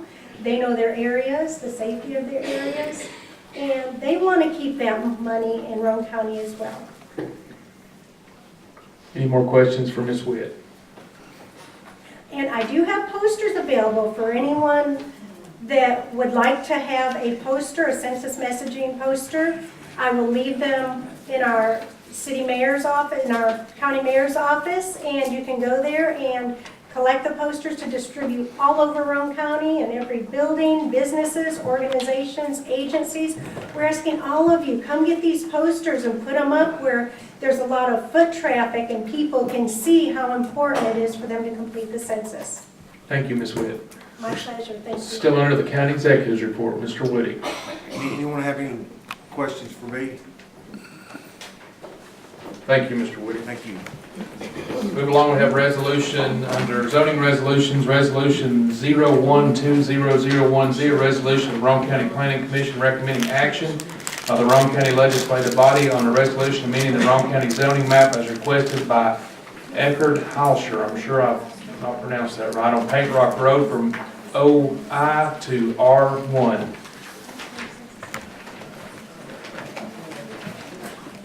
Got a motion by Commissioner Hester, second by Commissioner Cunningham. Commissioner Hester. Another request, we discussed it. Commissioner Cunningham. No further. Any other questions or comments? Mr. Hendrickson. On this one page here, it says they want the property rezoned to R1, so new owners will not be able to use property other than residential. So who's asking for this? Is it the new property owners or the previous property owners? Mr. Gopher. The request was made by the adjoining property owners, but the actual property owner, Mr. Jones, come in and he's not against having the property rezoned. And it comes from the planning commission with full recommendation to be rezoned. Thank you. You're welcome. Mr. Meadows. Can you describe real briefly what the zoning differences are and where they are, where they're going? Yeah, R1 is developing our low-density residential. OI is office institutional, is different permitted uses. Any other questions or comments on resolution 012001Z? Seeing none, we'll go ahead and record the vote.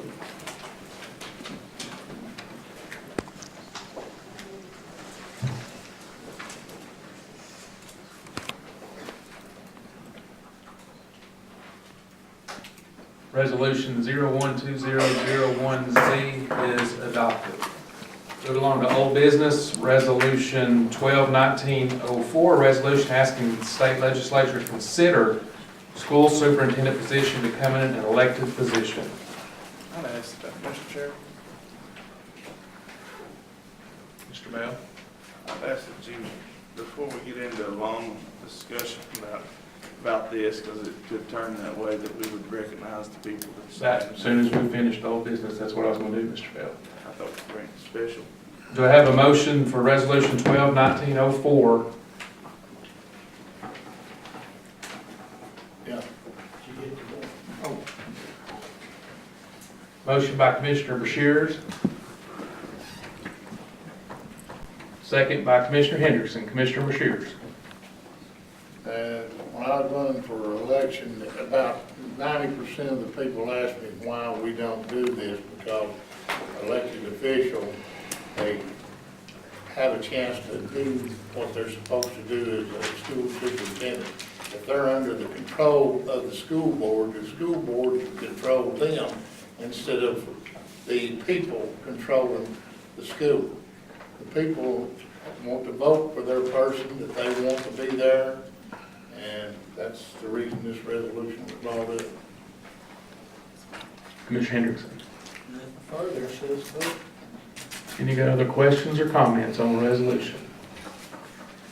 And just right before we vote, this is just a recommendation to the legislature. This don't mean that there's going to be elected school superintendents going forward. This is just a recommendation to the legislature, encouraging for us to go back to an elected superintendent of schools. So everyone's clear about that.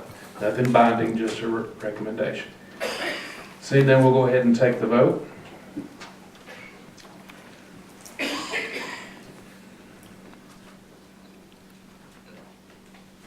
Resolution 121904 is adopted with an 11-3 vote. Now, without objection, I would like to, without objection from the commission, I'd like to move resolution 012003 and I'll get these straight tonight somehow, 012004 to the first of new business.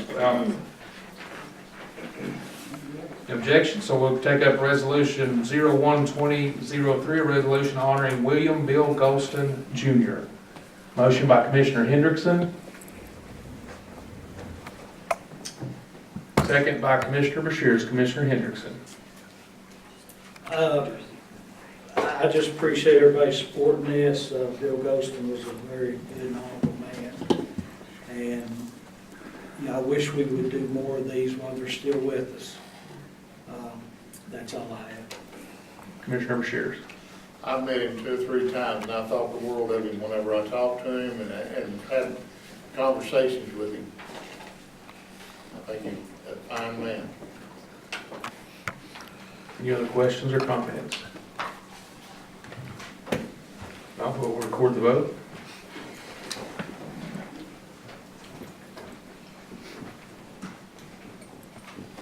Resolution 01-2003 is adopted. If the family could come forward here to accept the resolution that's here.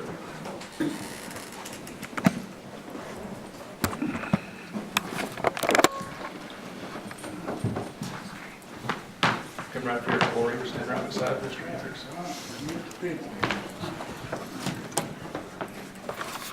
Resolution honoring William Bill Ghostin Jr., whereas he was of the Baptist faith, and whereas he was a member of Southgate Masonic Lodge, 569 32nd degree Mason, and whereas he owned and operated Ghostin's Record Service in Harriman for over 40 years. He was named Tow Man of the Year for saving a life, and whereas he was a former police officer for City of Rockwood and Harriman Police Department, where he served Assistant Chief. And now therefore be resolved, the Roane County Commission does hereby honor William B. Ghostin Jr.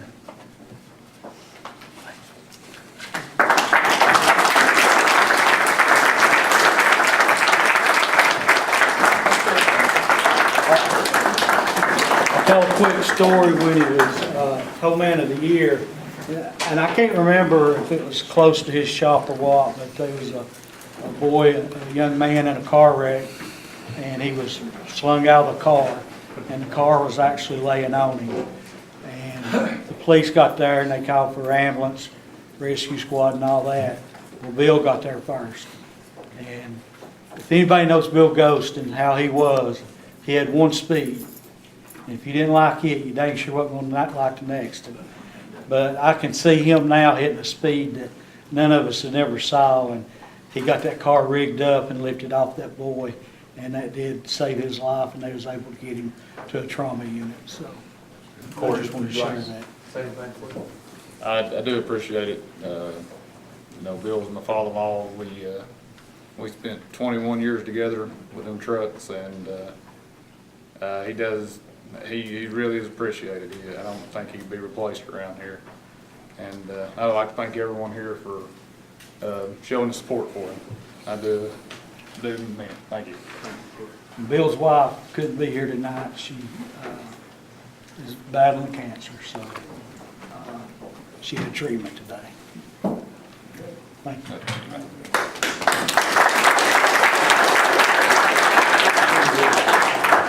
Just stay right there, Commissioner. Resolution 01-2004, resolution honoring the services of Keith Howe.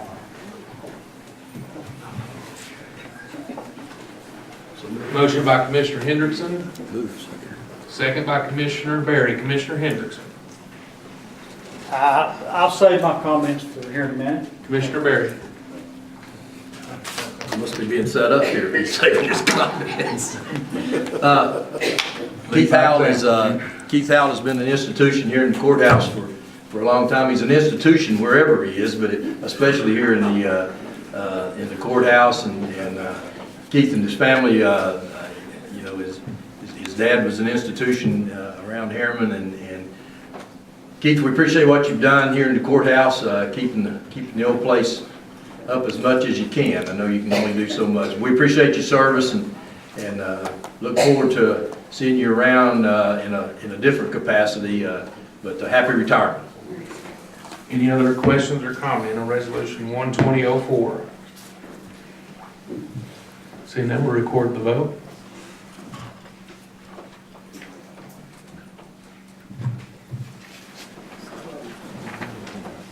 Resolution 01-2004 is adopted. Keith, Miss Dee Dee, you come on up here. And the family, you want to come?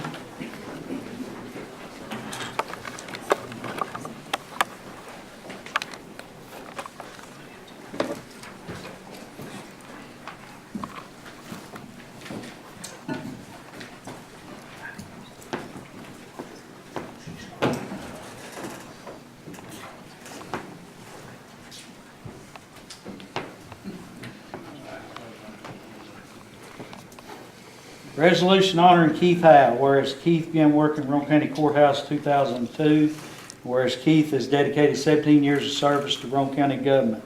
And now therefore be resolved that the Roane County Commission does hereby honor and thank Keith Howe for his service to Roane County.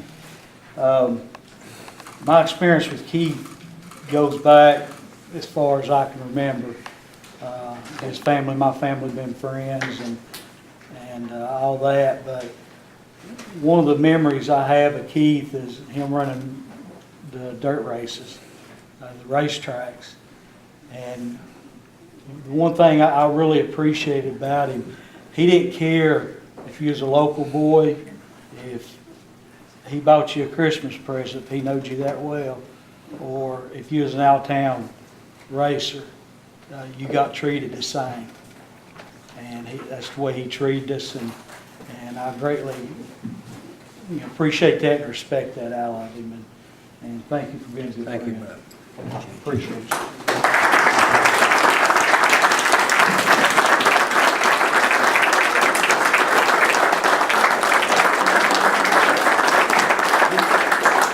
Keith, I know you ain't gonna pass the opportunity up to speak.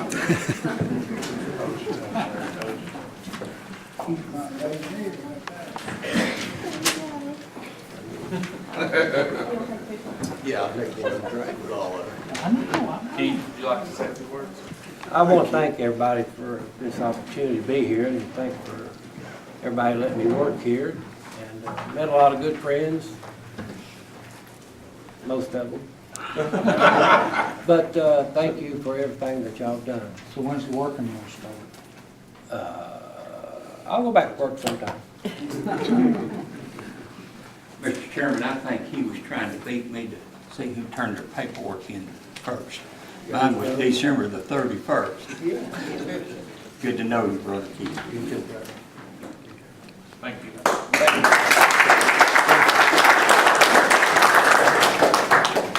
Moving back to the regular agenda, Resolution 12001, a resolution authorizing Roane County Attorney to file a lawsuit regarding the properties as listed on attached case request form by violating Roane County Resolution 12-1805 and/or Resolution 12-1806 regarding the 2018 International Building Codes and the 2018 International Residential Codes. Motion by Commissioner Meadows, second by Commissioner White. Commissioner Meadows. I'd like to yield to Mr. Topher in case he would like to add anything to these cases, but the pictures speak for themselves. Mr. Cofer. I think Mr. Meadows said it pretty well. The pictures should speak for themselves. Mr. Meadows. Commissioner White. I have nothing to add, sir. Any more questions or comments on 12001? Ms. Hester. So on item number 3, is that the one we're going to remove because you have a conflict of interest? Well, you're not gonna have to remove it. Well, we continue with the resolution, but we'd have to seek another council to, Yes, and that's on resolution The next 12002. okay, maybe I'm getting ahead. Yeah. I'm good with the first one. Any other questions or comments? Not, we'll take the vote.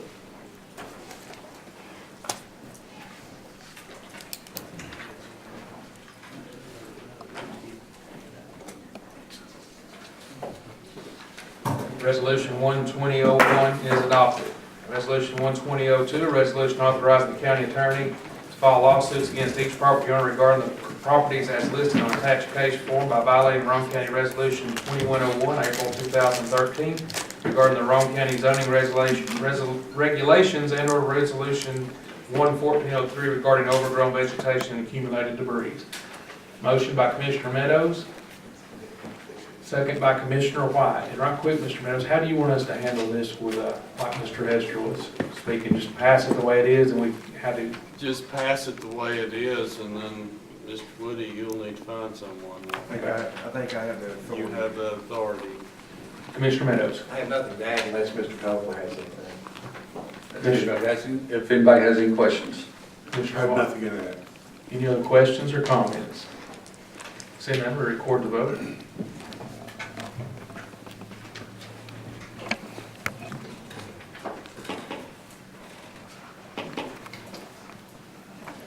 Resolution 12002 is adopted. Thank you, Mr. Cofer. Thank you.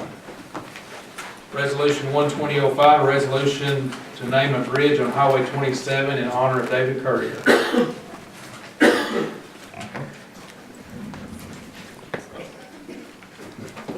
Motion by Commissioner Berry, second by Commissioner Hendrickson. Commissioner Berry. I'd gotten a phone call, I guess 3-5 months ago from, I think it was the granddaughter of David Courier, Jan Courier. She asked me if I would see if we could get a bridge named after David out on 27, the last bridge in Roane County on 27. And I told her I would, and so Senator Yeager had indicated to her that for him to get it on this year's legislative calendar, that we would need to pass a resolution tonight. So that's why I brought it up. And one thing I would like to amend is the first line where it says he served the 2nd District of Roane County, Tennessee for many years. That should be 16 years. Instead of many years, that should be 16 years. And I think it was 94 to 2010. And I would welcome anyone wanting to join on submission. Like I say, when she called, time was of the essence, and that's why I did it. So I'm sure all of you, I know Commissioner East served with Commissioner Courier here, and he was involved in athletics both in Harriman and Oliver Springs. I think he was the baseball coach at Oliver Springs High School for a while, and boys and girls basketball coach in Harriman, and a really good guy. In fact, I think he worked here at the courthouse in the evenings with our inmates, didn't he, for a while. So he served in many capacities, and so I would hope that the commission would see fit to pass this resolution. Thank you, Mr. Commissioner Hendrickson, would you take that 16 years as a friendly amendment? Yes, I would. Okay. Mr. Hendrickson, you have any question or comment? Barry pretty well covered everything, so we'll let it go with that. He was a very good commissioner. Right quick, if the commission's okay with it, and I'm not touching up my foot, by the way, so you're watching that screen. I know this has not been for the road committee or the legislative committee, either one, so it'd be at the will. I'm fine with it if we don't want to send it, because we've been pretty strict about sending things to committees in the past, but I understand that. I don't think I don't think the last one we did for Commissioner Bacon did either. So whatever you want to do, though, Mr. Oh, that's fine with me. I just want to make sure that, I know sometimes we stick to that. So, any other questions or comments, Mr. East? That's who Mr. Bacon was through the commission, because you put it in. Mm-hmm. Thank you. Any other questions or comments on Resolution 12005? Seeing none, we'll record the vote.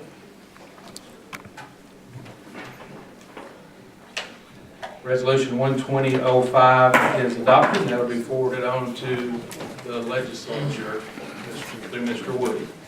Resolution 12006, a resolution to request that Governor Lee be, by written notice, inform the resettlement agencies which maintain offices and operations in Tennessee that they may not place arriving refugees in non-consenting counties. Motion by Commissioner Hendrickson, second by Commissioner Meadows. Commissioner Hendrickson.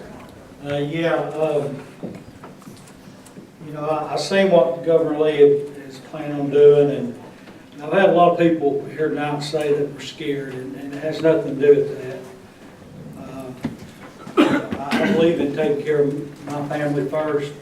I think it's 1 Timothy says, man needs to take care of his home. And I think us as elected officials need to take care of our community.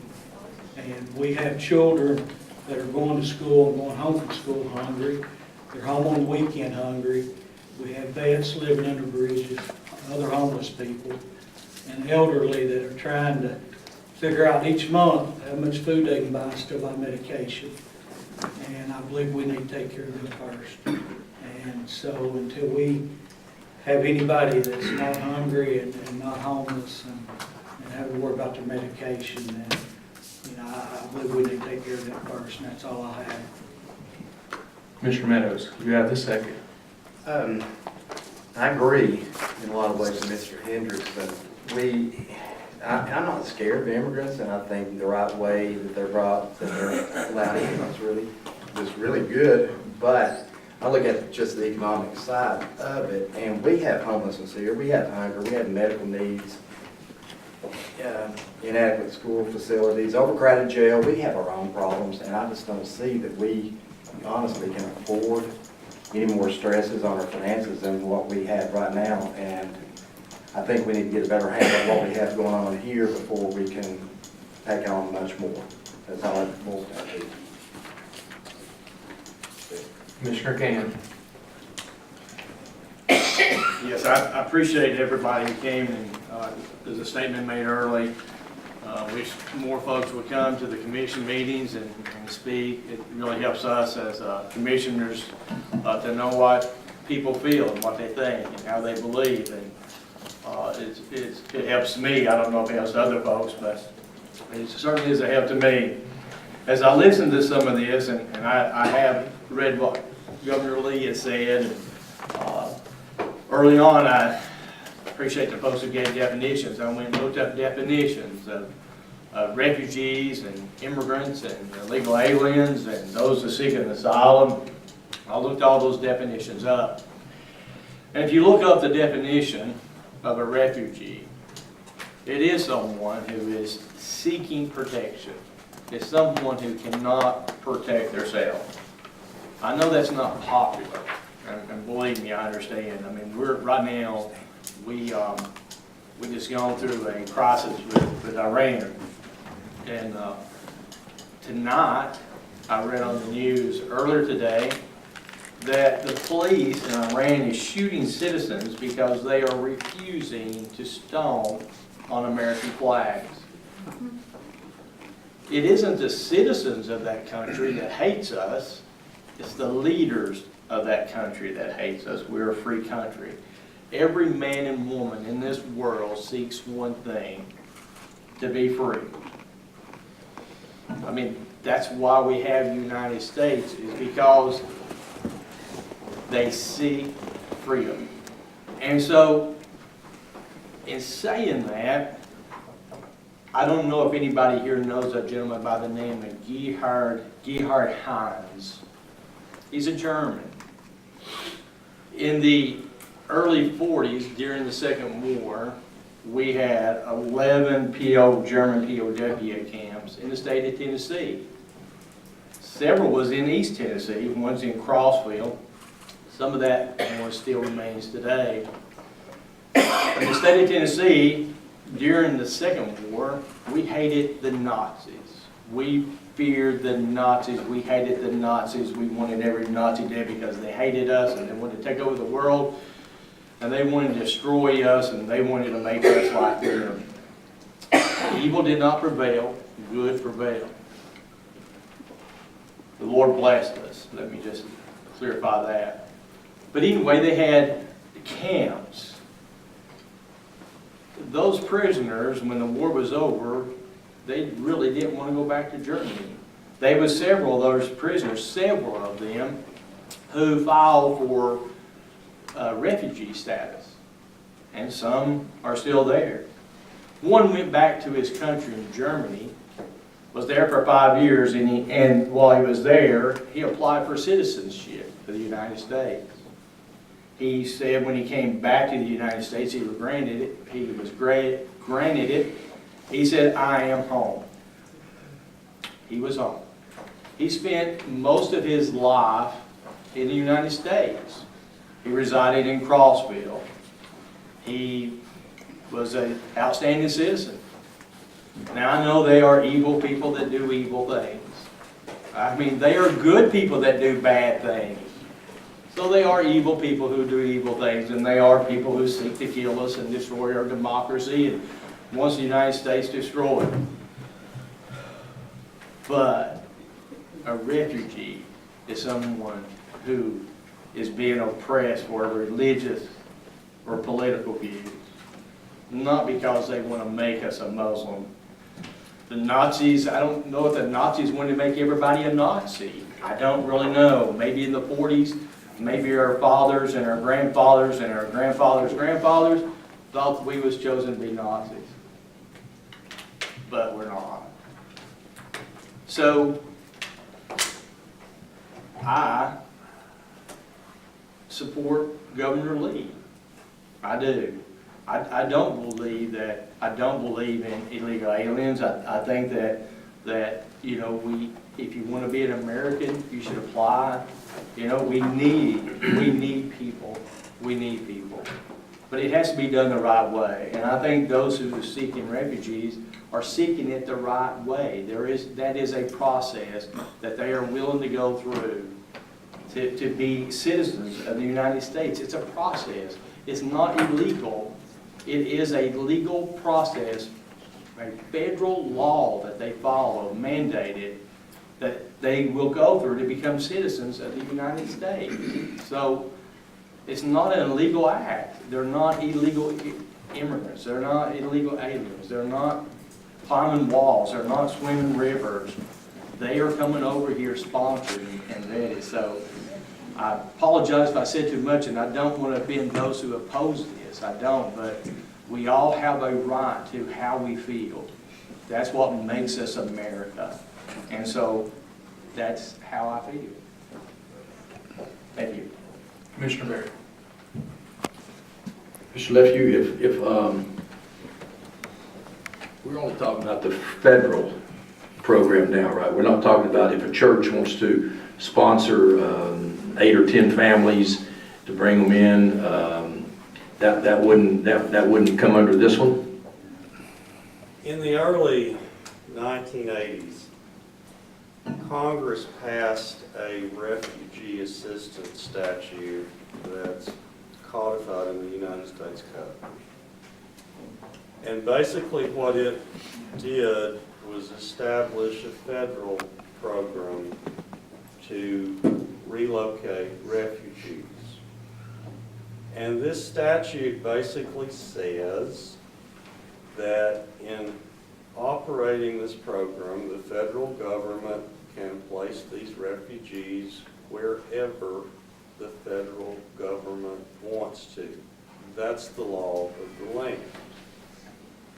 On September 26 of 2019, President Trump adopted an executive order that basically says that in his administration's application of this federal refugee relocation program, his administration will not place refugees anywhere where the state does not consent and where the local government does not consent. So under this executive order, the Department of Homeland Security and the Department of Health and Human Services in operating this program is not supposed to place refugees anywhere where the local community does not consent. Now, it just applies to the federal program. It doesn't apply to any private program that a church or a citizen may.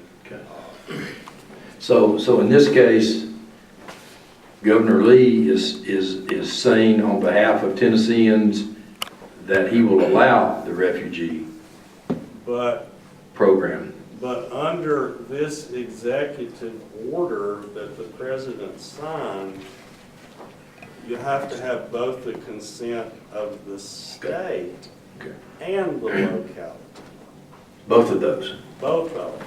So in essence then, our resolution is of no value. It's voided because if we don't, we would have to vote to take them, right? Not to keep them out, to take them. Under the executive order, the way that it is written, And I'll read this to you. It says, in particular, the process shall provide that if either a state or a locality has not provided consent to receive refugees under the program, then refugees should not be resettled within that state or locality unless the Secretary of State concludes, following consultation with the Secretary of Health and Human Services and the Secretary of Homeland Security, that failing to resettle refugees within that state or locality would be inconsistent with the policies and strategies established under the federal statute that I just told you. So basically, the intent of this is to require both the state and the locality to consent. Now, I'm not going to say that your resolution is of no effect, because your resolution makes a statement on behalf of your body. But I can tell you that, first of all, your resolution has no effect on federal law, and it's a policy statement. And the intent of the executive order that Trump signed on September 26, 2019 is to not place refugees under this federal program in a locality that does not consent to refugees. So your resolution, if you adopt it, you're making a statement that you're not consenting, so you're putting that on the record, and you're making a policy statement as to how this body feels about this particular program. But the only binding resolution would be for us to vote to accept them, which means then that they can send refugees to us under the federal program, because the state already has under Governor Lee. Well, like I say, you're making a statement. There's under this executive order, there are two requirements: that the state agrees to accept and that the locality agrees to accept, unless the Secretary of State determines that he needs to place them here anyway, which is consistent with.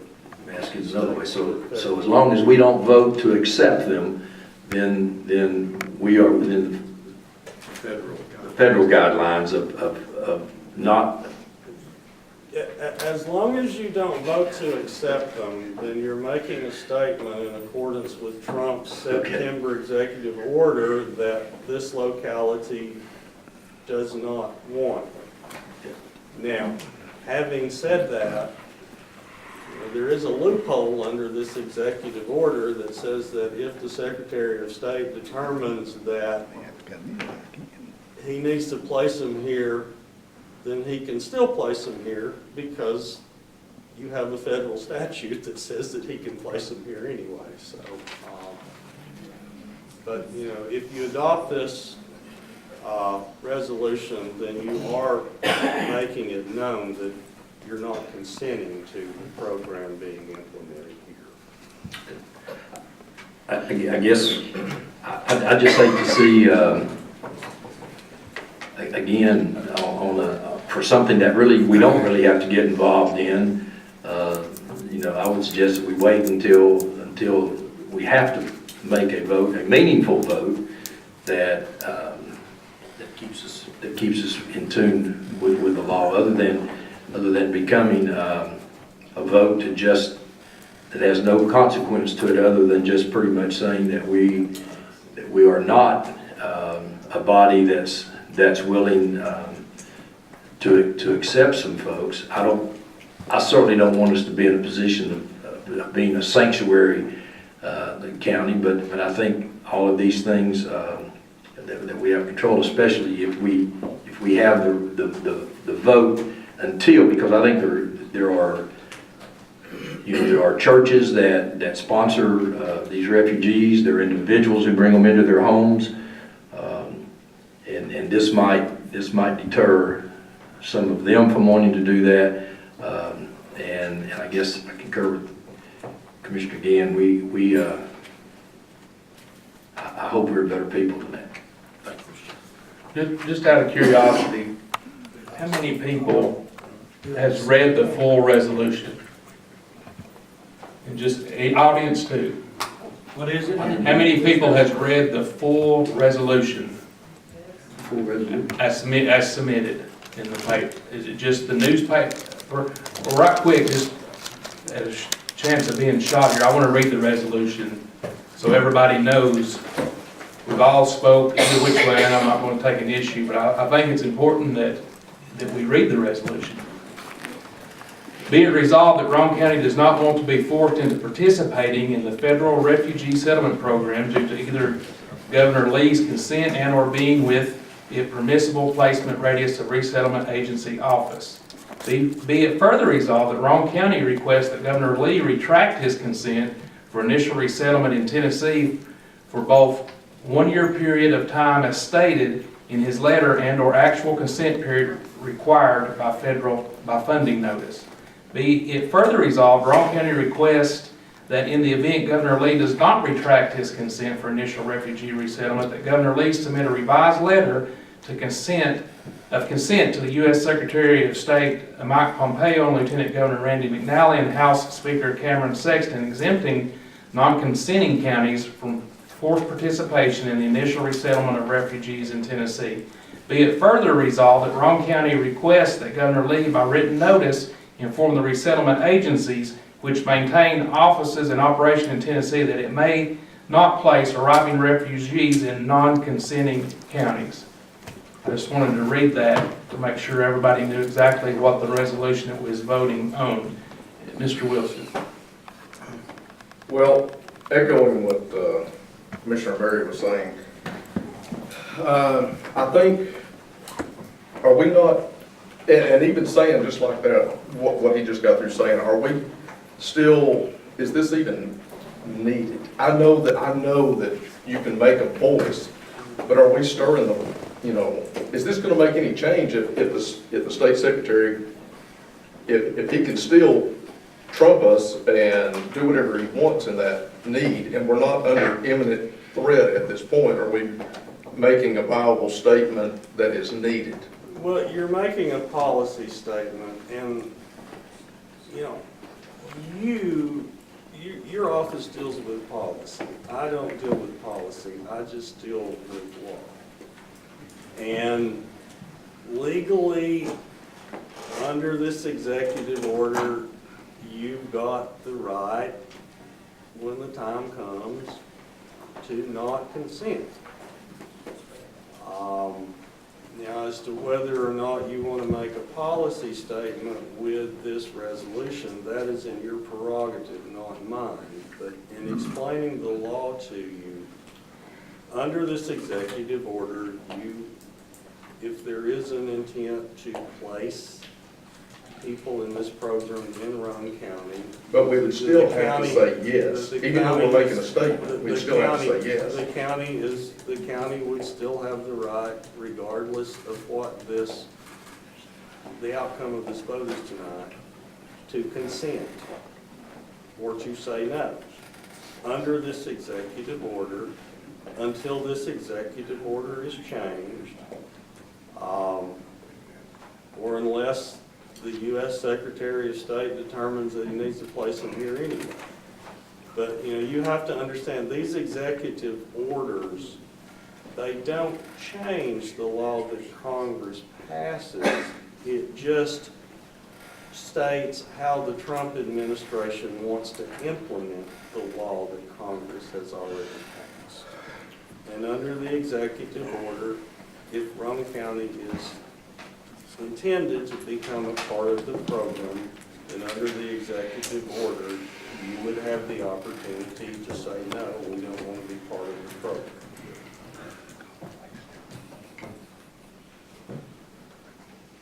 Nothing further. Commissioner Hooks.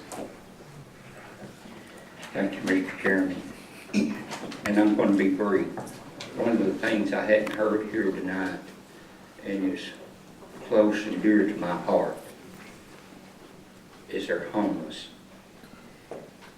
our veterans that are living on the street. haven't heard anything how we're going to combat that problem. Not only here in our county, Knox County, Loudoun County, all the counties surrounding us.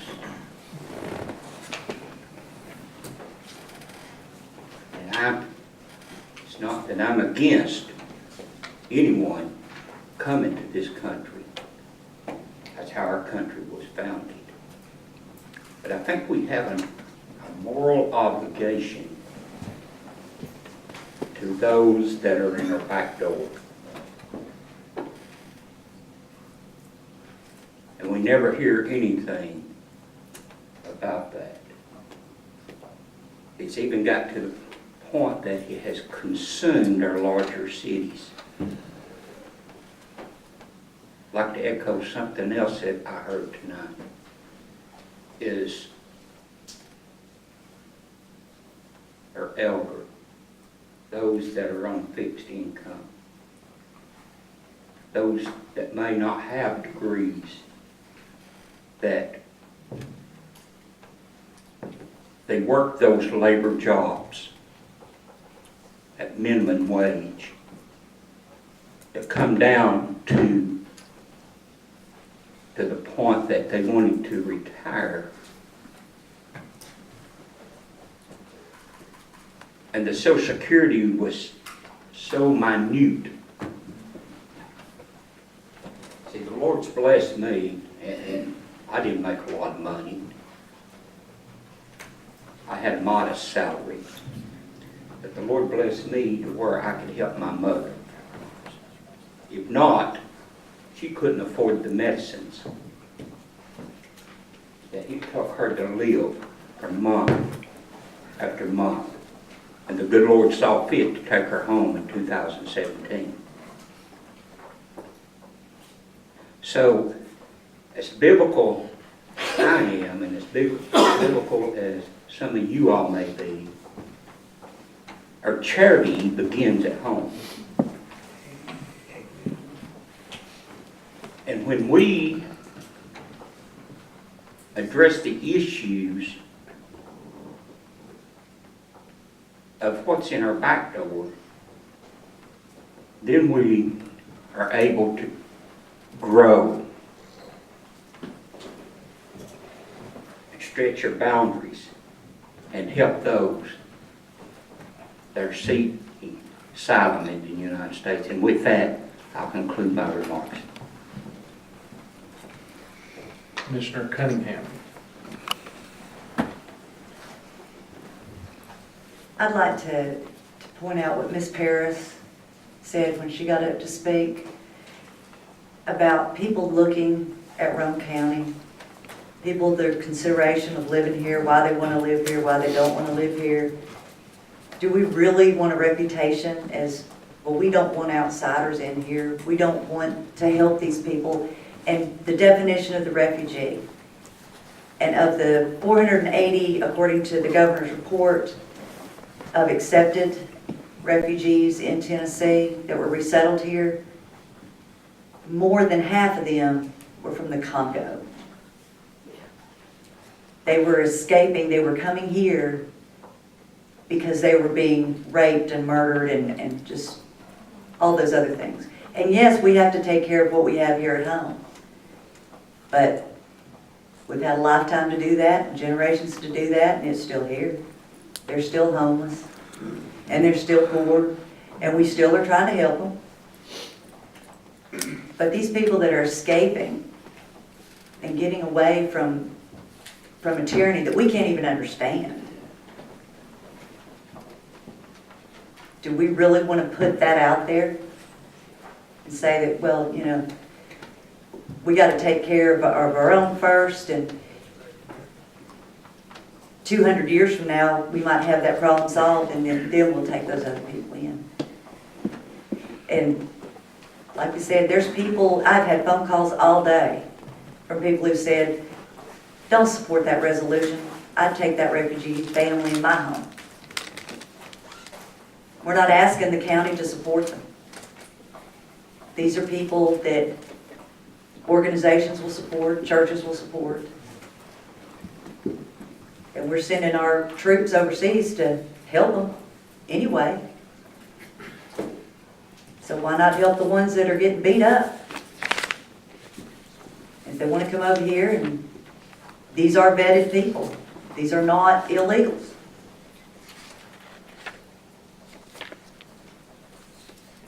I think it's a reputation thing that we need to really think about what Ms. Parrish said. Thank you. Commissioner Hester.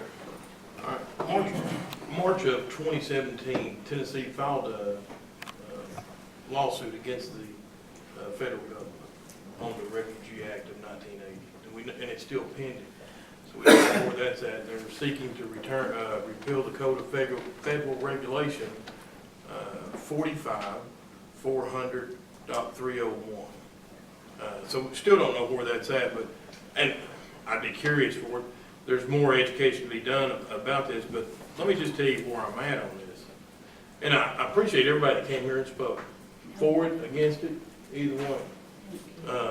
But man, I've had the unique privilege and opportunity to be in 20 foreign countries. A lot of them third world countries. One of the last third world countries I was in, I had to go to an orphanage of all things. Escort some medical personnel down there to care for these 300 or 400 kids in that orphanage. And you know, I had to wear my sunglasses the whole time I was in that compound.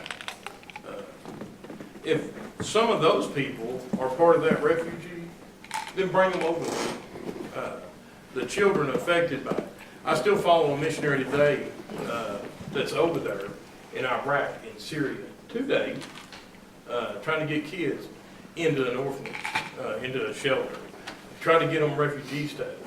So I support that. And our resolution has no power whatsoever to take away or add to the federal government. Roane County cannot impose its will on the Secretary of State. It just ain't gonna happen. And we ain't gonna do it on the state of Tennessee either. So this would be a good time to do nothing, say nothing, and take no action. But I'm gonna take an action today, and I'm gonna vote against this, because I just don't support it in my heart. I conclude. Commissioner Bell. Well, he stole my words. That was as good as you could put it. Just a couple of months ago, I had you could say a refugee from Nicaragua where they had overthrown, stayed in the house for 2 or 3 months. You know, this is not binding. It can be overthrown. And I feel that we're sending a message if we do this to the man that could possibly be funding something here, grant funding something here in Roane County. We send something, and we don't even know what he's proposing. We don't even know how they're going to dissect what his refugee plan is in the state of Tennessee. I mean, the session starts tomorrow, right? Yes. They hadn't even started. We don't even know what Tennessee's proposing. We don't even know what the governor wants to do with his. I think he's ready. If we take action, all we're doing is sending a message that we're not going to stand behind when we don't have to send that message right now. If there was something pending to hurt Roane County or its citizens, we still have the chance to put something up. But I hadn't been in that many countries. That's awesome. I hope to get to that many countries, but I've been Central America, a lot of Central America. He's right. If those people get in a bad way, I open my home for sure. If we think we can legislate or if we think we can do something in government to help this, we're wrong. The church has got to stand up and do it. At the end of the day, that's what's felt is our church and our communities. We got to come together as a people to help these people, these homeless people. You know, government's not going to do it. We got to do it as people. But I don't think I can support this today either. So that's all I've got. Commissioner Moore. I've been a few countries, some of them over in Southeast Asia. It's been about 50 years. I think we have a tendency to get what we see on TV and immigration and caravan and all of that we see hyped up on TV, think these people are coming in. I have ancestors that understood what immigration was about. They were Native American. And how did that work out, okay? Just saying, okay? A few other people came, and the next thing you know, we're in Oklahoma somewhere on a reservation, so that immigration worked out real good. But refugees still coming through the system are still able to come. That's not a problem about the government or whatever. I don't have a problem.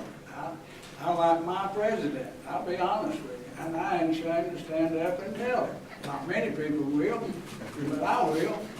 You know, I'm old enough, I can do that, and I've got enough backbone to stand up here in front of you and tell you, and be glad of it. I support missionaries and people in other countries and all that. How many of you give them an acre of your property when they come in here? It'd be a little different giving somebody else's stuff away, okay? We always tend to do that. We spend somebody else's money pretty easy. We don't do too well when it comes to our own. It's just that. I have no problem voting with it. I think at some point now, whether it's worth the paper it's written on, it doesn't matter. If you don't tell somebody, we let a lady in Texas in the late 60s and early 70s fill our jail up over here. That was Miss Madeline Mary O'Hara. Take the Bible and prayer out of school. Now we're spending $25 million to build a jail to put them in 40-something years later. Nobody said nothing. Oh, it'll offend somebody.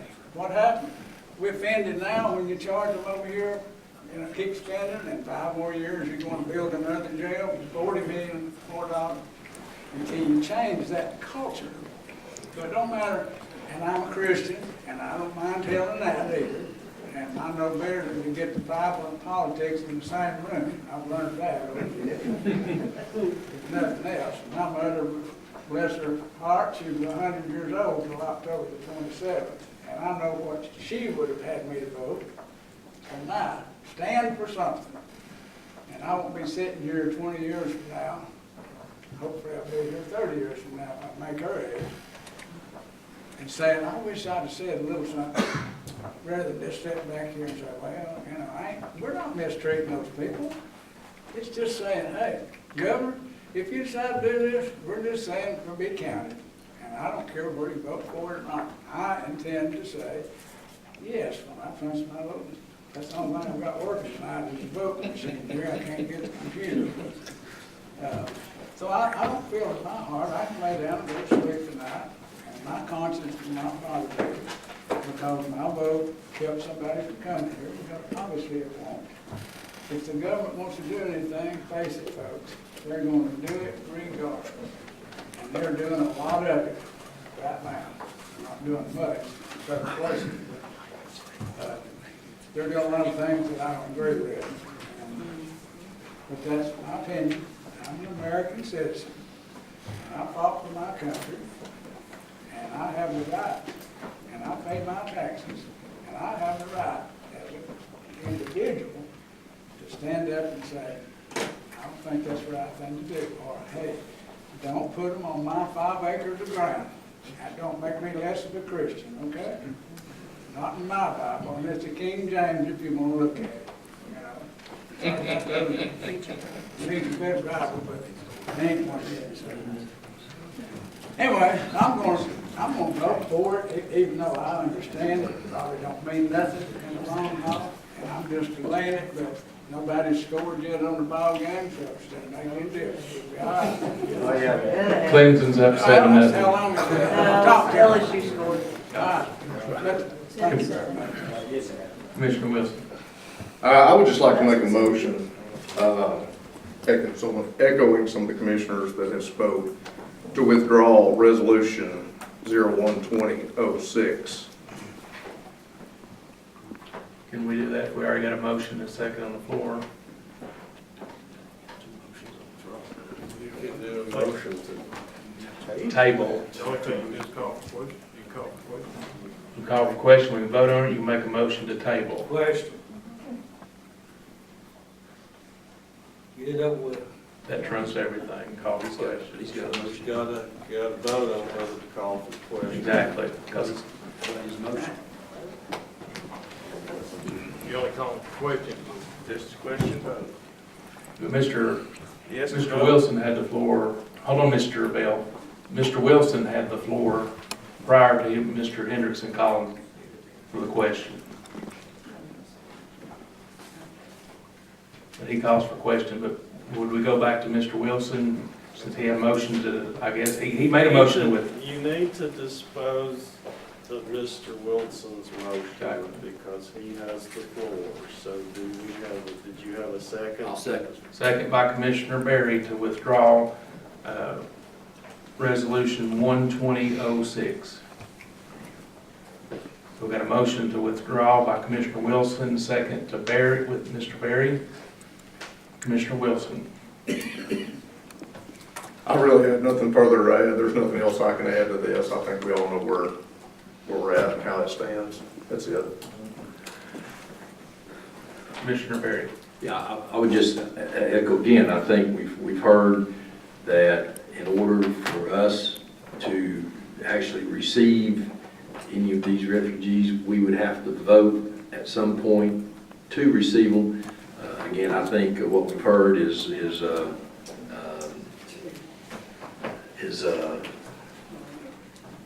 again, why subject ourselves to a decision that doesn't mean anything. Thank you. Commissioner Bell. So we got two motions on the floor. No, we right have now. one motion currently on the floor. That's a motion to withdraw by Commissioner Wilson and a second by Commissioner Berry. That trumped the motion for a second, first and a second. So we'll be voting on a motion to withdraw at the moment. What about the original motion? So if a man put a motion to put it back on, that would trump the motion, so we can just keep making motions. Is that how it works? I don't understand. We've never done it this way, but you can amend it, table it. I'm asking you. Well, the motion to postpone it indefinitely cannot be interrupted. So that's why you have to deal with his motion to postpone it indefinitely before you take up any other motion. So the indefinitely part makes it supersede the original. Because Robert's Rules of Order says that basically you've made a motion to kill the main motion. That cannot be interrupted, so you got to deal with that before you deal with anything else. With Robert's Rules of Order, this body adopted. Yeah. Thank you for the question. Call for the question by Mr. Berry on motion to withdraw. We'll try to do it by voice vote. All in favor to call for question on the motion, debate on the motion withdrawal, say aye. Aye. Opposed, like sign. Okay, question's been called, so now we're on the motion to withdraw Resolution 12006 by Commissioner Wilson and second by Commissioner Berry. Now we're going to vote on this, and this is the motion to withdraw. This is not the motion voting on whether we support the resolution or not. This is to withdraw the resolution. And debate. Olive, ready to record the vote? So yes is to withdraw. Yes to withdraw, no's to, we're back on the resolution.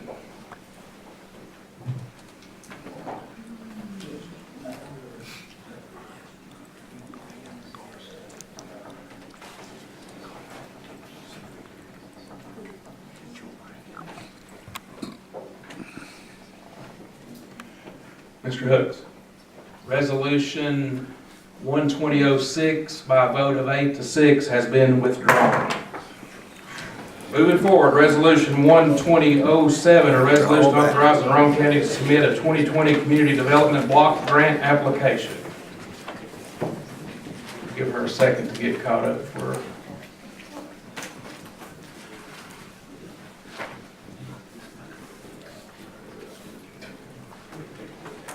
We send that to the governor. We've got a motion on Resolution 12007, Community Development Block Grant Application. Motion by Commissioner Meadows. Second by Commissioner Hooks. Commissioner Meadows. From what I understand, this is a block grant that will be through Roane County EMS, and if Mr. Suter would like to add to this, that's actually what it will accomplish. Do you have anything you'd like to share? Mr. Suter, would you like to add anything to this? The CDBG grant would purchase ambulances for the ambulance department. So just to add a little bit to that, when we put our capital budgets together every year, we're trying to keep our ambulances on a rotation schedule. And as we put our capital budgets together, then we send them to Jamie Kennard, who's back there in the back also, to see if we can receive any grants for any of these items we have in our capital budget. So from that standpoint, this is, we buy ambulances every year, and if we can get a grant to pay for them, we want to try to get those grants. Commissioner Meadows. One thing I would like to go ahead and note that these have not gone through the OES committee. However, the grant needs to be filed next month, and for that reason, I'd like to ask that, well, they will be. Well, unless there's an objection, we don't have to go there. Okay, I just want to bring it out. Is that all, Mr. Meadows? That's all. Commissioner Hooks? I'm good. Commissioner Berry? I think this is pretty much an annual, that most of our community development grants have gone to buy ambulances. That's how we've turned our fleet over. Thank you, Mr. Chairman. Any other questions or comments on 12007, 2020 Community Development Block Grant Application? Seeing none, we'll record the vote.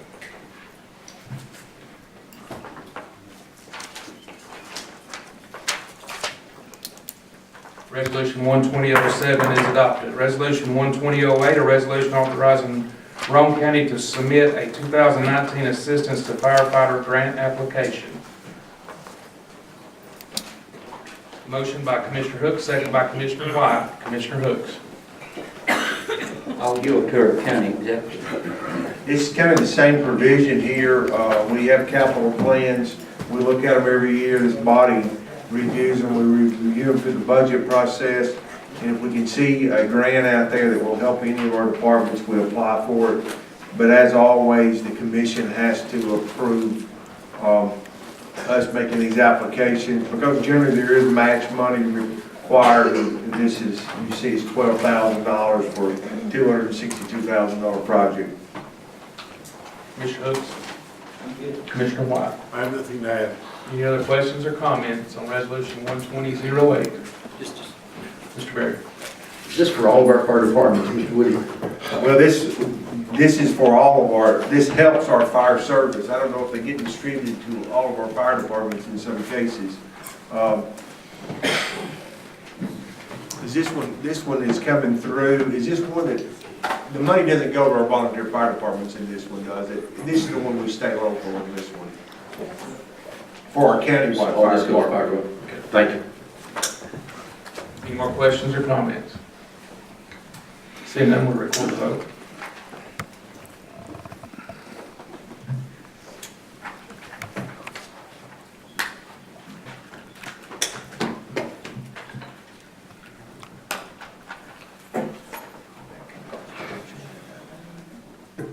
Resolution 12008 is adopted. Seeing nothing else on the agenda, I got a motion to adjourn by Commissioner Wilson, second by Commissioner Gann. Any questions or comments? All in favor say aye. Aye. Opposed, like sign. Meeting is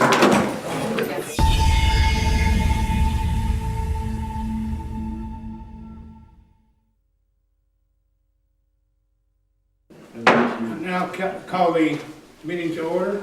Joe, would you call the roll, please? Robert Miller. Here. Jeff Bass. Here. Kenny Brown. Here. Stacy Silver. Here. Tara Holland. Here. Don Shillings. We got 5 on 6. We got a quorum. Stand for the pledge. Attention, salute. I pledge allegiance to the flag of the United States of America and to the republic for which it stands, one nation, under God, indivisible, with liberty and justice for all. Would you lead us in prayer, Joe? Our most gracious and loving Heavenly Father, we approach thy throne of grace with great humility and reverence and respect and awe about what you have done and what you are doing and what you shall do in the future, what you've promised us, and the commitments you've asked of us as your children. We pray that we can honor those commitments. We pray that we can invite the Holy Spirit into our hearts and souls and minds, where we can deliberate in such a way as to take care of the needs of our citizens and our community and bring honor and glory to you. Yeah. We pray for our government officials and our citizens at all levels, that you would give them the peace and the justice and mercy where they can debate, but not have this terrible hatred one to the other, as we know that hatred is a cancer that eats in our hearts and can destroy our thoughts and minds and souls, and even our nation. We pray for our servicemen and women at home and abroad, that you would give them peace and comfort and strengthen them and their families. We ask all that in my son's name. Amen. Amen.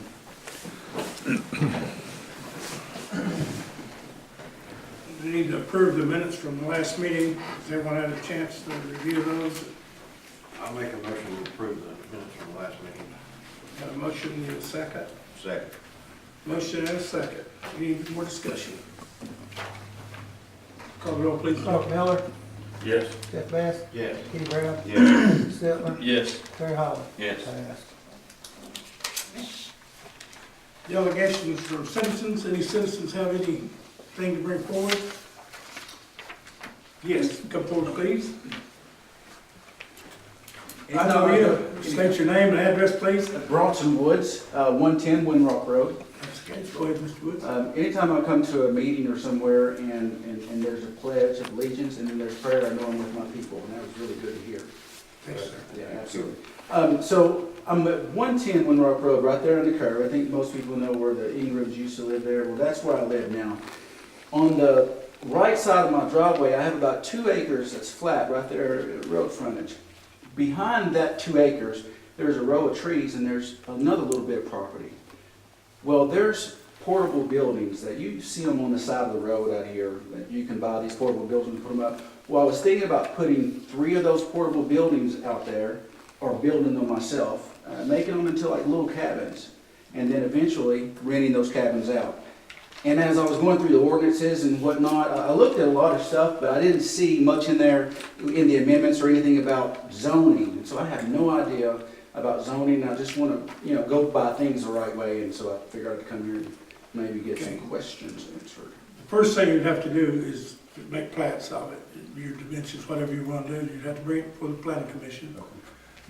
Then they might have to do a board of zoning appeals. Which is actually Monday. Planning But commission. it canceled because we didn't have any business. Oh, I'm sorry. Just got the message today. Okay. But that's what, Mr. Bronson, that's what you need to do is have your plan. It would have to be rezoned, because that right now is zoned for R1 or C1. It's for low density housing, whatever. And it would have to be rezoned, and then it would have to be approved, the type buildings you're going to put up. Right now, we still got the thing on the sewer where we can't plug anybody else into the sewer until they raise that from us. And that's in the near future, we hope, that they'll raise that where we put sewer back, make sewer taps again. But if you'll come down and we'll go over everything with you and list it, see what you need. And Yeah, so I need to get plots made, or just a blueprint, is that what it is? well, you can make one like that, but when it comes down to the time you're going to do it, I would have to survey, blocked off, subdivide it in the individual, unless because you can't call it a park. You got to have so many units, like a trailer park. It has to have minimum 12 units to start out with. Yeah, don't want to do that. And so we might have to get with some expertise with our planners, that state furnish it. Well, we pay for them, but we have a planner that goes into all that stuff in depth, and get him with you. Okay. And make sure we don't have anything, start out right. That's the important thing. Yeah, we just had a situation with Coker Real Estate, Scott Coker, Eric Coker, Mr. Coker. We did it very backwards. But anyways, we like to get it right the first time on the front end. Yeah. Come to the planning commission. Dan Hawk is the gentleman who is the planner. I talked to him, he's the one that told me. Yes, and so, and usually, well, he just mayor informed me that the planning commission has been canceled for this coming Monday, but the next one that comes up, get with Mr. Hawk and, Okay. It's hey, always the third Monday. yes, Okay. and get it on the agenda, and we'll review anything, everything, tell you every step you need to take, and Do I need to bring, is there any work that I need to do before that meeting? I would have it proposed, yes. even if it's a pencil drawing, I'd have it proposed what you proposed to it. You I should can do that. get your land Somebody. surveyed or surveyed, your, or like a blueprint or, Deed. I forgot the name. Google map, Yes. like a Google map. Mayor, what, Joe knows the name. what you would need to do, and I'm not sure the exact sequence, because it can cost you several $1,000s for a survey. What the planning commission is looking for, your property is zoned residential, probably single family, single dwelling residential. Single family dwelling. And what you would have to do is have it zoned for multifamily residential or maybe a commercial operate. You know, if you were going to build rental houses like a year at a time or something like that, that's one thing. If you're going to have short-term rentals for the Windrock Park up there, then that may be more of a commercial. Okay. But you would employ your surveyor to survey your property. Your surveyor would know the exact lot size that your project would have to have in order to comply with zoning. Hopefully your surveyor would. If he didn't, that'd be part of his responsibility. Then he would draw a plat that would show a proposed building. Say you want 3 structures and you've got 4 acres. Well, you might have a 1/4 acre for each house, and it would show a footprint of that house, proposed house, on each of your 1/3 acre lots, and it probably would show in a general way your remaining acreage, so they could get the planning commission and the building inspector to get a perception about how this proposal would fit into the existing maps. And see, on top of that, even if you had that done today, there's a moratorium put on our sewer system by the Tennessee Department of Environment and Conservation, TDEC, that says we can't have any more sewer taps. And so you may be 6 months or a year waiting on a sewer tap. And so if you spend $2,000 or $3,000 over the next 30 days, you can't get a sewer tap, you spent $2,000 or $3,000 for a map, that may or may not be appropriate a year or 2 years from now when we get the sewer taps in. You also need to know that there's parking requirements, and you know, you can have 1 bedroom or 2 bedrooms or ever how many people you're going to have facilities available, and see, all that would be factored in to your survey and your building permits that you would issue. And then once you have completed this, and the planning commission or the board of zoning appeals or both have approved that, building inspector gives you a building permit, then you start turning dirt. Okay. And see, that could take 6 months and several $1,000s of survey cost. And the downside is that if you didn't get approved, you spent several $1,000s and a bunch of time. Yeah. Well, I'm definitely going to, as long as it's possible, I'm going to, move forward with it. I did go to, I got a letter from the city that said that I was denied a sewer tap, but I'm able to put a septic tank in. You are. So I think I'll be okay there. But as far as the The survey, city authorized you, the health department authorized you to put in a septic tank and drain field. You gotta go to the health department for that. yeah. So Well, say for a septic tank and drain field, depending on how many bedrooms you have, it has to perk. And I assume that property would perk, but I'm kind of surprised because if there's a sewer line within a reasonable distance that's got the appropriate grade, they won't give you permission. They right now they will, as long as you're under moratorium. Yeah. As long as you're what? As long as you're under moratorium that you cannot hook this sewer, but you have to have the health department approve that plat for that. Okay. And doing that, they'll perk it. They'll come up and have a guy dig a hole 18 inches deep, and they'll time it, fill it with water, see how long it takes. Yeah. You're also in a little wetland there, a little flood zone, so. Yeah, Don Lachey was the, I don't know if you guys know or not, but he came out and perked it last week. And so there is a spot that'll work there.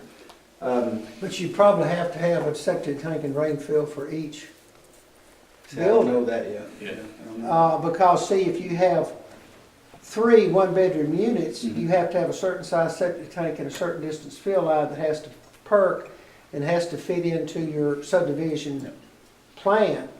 And see, I don't know whether you need 3, in my example, 3 1/3 acre lots or one large lot that's got 3 structures on it. I don't You know might either. possibly tie it together in one drain field and septic tank. That'd certainly be least expensive, but the health department may control that. Yeah, and that's fine. I'm not there yet. I think the most important thing was to, to get here with you guys and get some insight, just to see, which direction I need to go. And it sounds like get a plot together and come to the meeting is the first. There'll be the setback distance between them, et cetera. Yes. The one out here on the highway on the right, that was put in without proper approval. Where he's got all the little outbuildings, On the right, on the right, on the right with the Mexican restaurant on this side. Oh, yeah, okay. All the little outbuildings they use as free yard sales. Yeah. He's not supposed to have but one, for instance. Oh, okay. With qualifications for the planning commission, he can have up to 3, but he can't have just one on the initial thing. Okay. But those are not examples. They can't be that close, for instance. Yeah, right, okay. Of course, now, they don't have to be as far apart as Windrocks either, because that's what they are. They're apart, it's spread out, Yeah. But there is setback requirements on all of it from building to building, and it's not that bad. You got plenty of room. You're thinking more like a nightly thing, aren't you? Yes, weekend, that's it. Just on the weekends. Classify something else too. Well, that's still going to throw us into another overnight thing we're running. Yeah. We don't have any procedures. Yeah, we're working on it in the planning commission. I'm gonna work with you. So, I'll, like I said, I'll, do the things that I need to do to, get a Google map, and just put some stuff together, and then come to the meeting, and then I'll go to a survey maybe or something. Yeah. Just get some information. Get a hold of Dan Hawk, Yeah. and he'll tell me when that meeting is. I got his numbers and stuff if you need them. Just third Monday of the month. So it'll be the third Monday next month. All right, sounds good. That's what I needed, folks. Thank you. Bronson. Thank you so much. See you. Thank you. Okay, any other citizens or anyone in the audience who wants to speak? Okay, we don't have that many in the audience, do we? Mr. Mayor? Yes, sir. We got the flyer, the Maybe Carmichael School Organization will have a Soul Food Sunday on Sunday, February 9th, 2020, from 12 p.m. to 3 p.m. at the DAV building on Kingston Avenue. They've got a menu. Of course, last year it was real good. The plates are $20 per adult, and as I can recall, is all you could eat. $10 for the child ages 4 through 11, and children 3 and under eat free. And I'm sure if Julia Daniels were here, she would encourage everybody to come. I came last year and the year before. Some of you have been there, and I'm sure you'd echo the thought that if they're not serving it, you don't need to eat it, because they had a huge menu for Well your worth the money. dinner, and they had a huge menu for dessert. They had breads and they had drinks, and it's worth. And you better come early, because there'll be a big crowd. And it's for a good cause. It's a fundraiser. And it's, every penny they get goes back into the Carmichael group, maybe Carmichael School Group and organization. And it's a good meal. And you can order it and pick it up, or you can eat in place. Did she put a phone number on that, Joe? I'm looking, I don't see one. I don't either. How are we gonna pick it up? I guess I can give her phone number out next time. We'll have another meeting before that date. Okay, is that all you have on the reading? Oh, yeah, I just want to make sure that we, Copy of this will be on the board out here in front, or on the, by the law department. and maybe Dudley With can the put it video. on his TV too. Yeah, did you get a copy? There's one up there, okay. Yeah, we get it. Thank you, Joe. Is that it, that covered from the audience? Thank you for that update to them, Joe. Okay, I'm gonna update a few things. The restroom and concession stand building at the park is going well. Our biggest holdup right now is the brick masons, and trying to get a brick mason right now is almost near impossible. I tried all afternoon, and Thomas had thought we had it set up before he went on the cruise. Evidently that didn't work out, and the electrical is ready for inspection. We got to put the ceiling in the overhang on the porch, whatever you want to call that, and the brick, and we'll be well on our way in backfill, and that thing should be open in a while if we get brick. That won't be long at all. The other thing was we want to continue ask for grace and mercy on our leaf pickup, et cetera. With the weather being like it is, we might be some people out there that still don't have leaf pickup, because the vacuum won't work with wet leaves very good. And if you'll keep us, if you feel that you missed it on cause of weather or vacation times and rain, et cetera, just call and we'll try to pick it up for you. That's all I have at the present time. City manager's report is similar to what I just give. It has nothing to do with the water. This is not a water board meeting, but the people that's lining our sewer is out of town now, so we shouldn't have as much mess in the roads and the yards as we've been having with those trucks and things. So we're just working on our lift stations now. Then we'll be through the sewer for a while, I hope. And I think that's probably what he would have touched on. And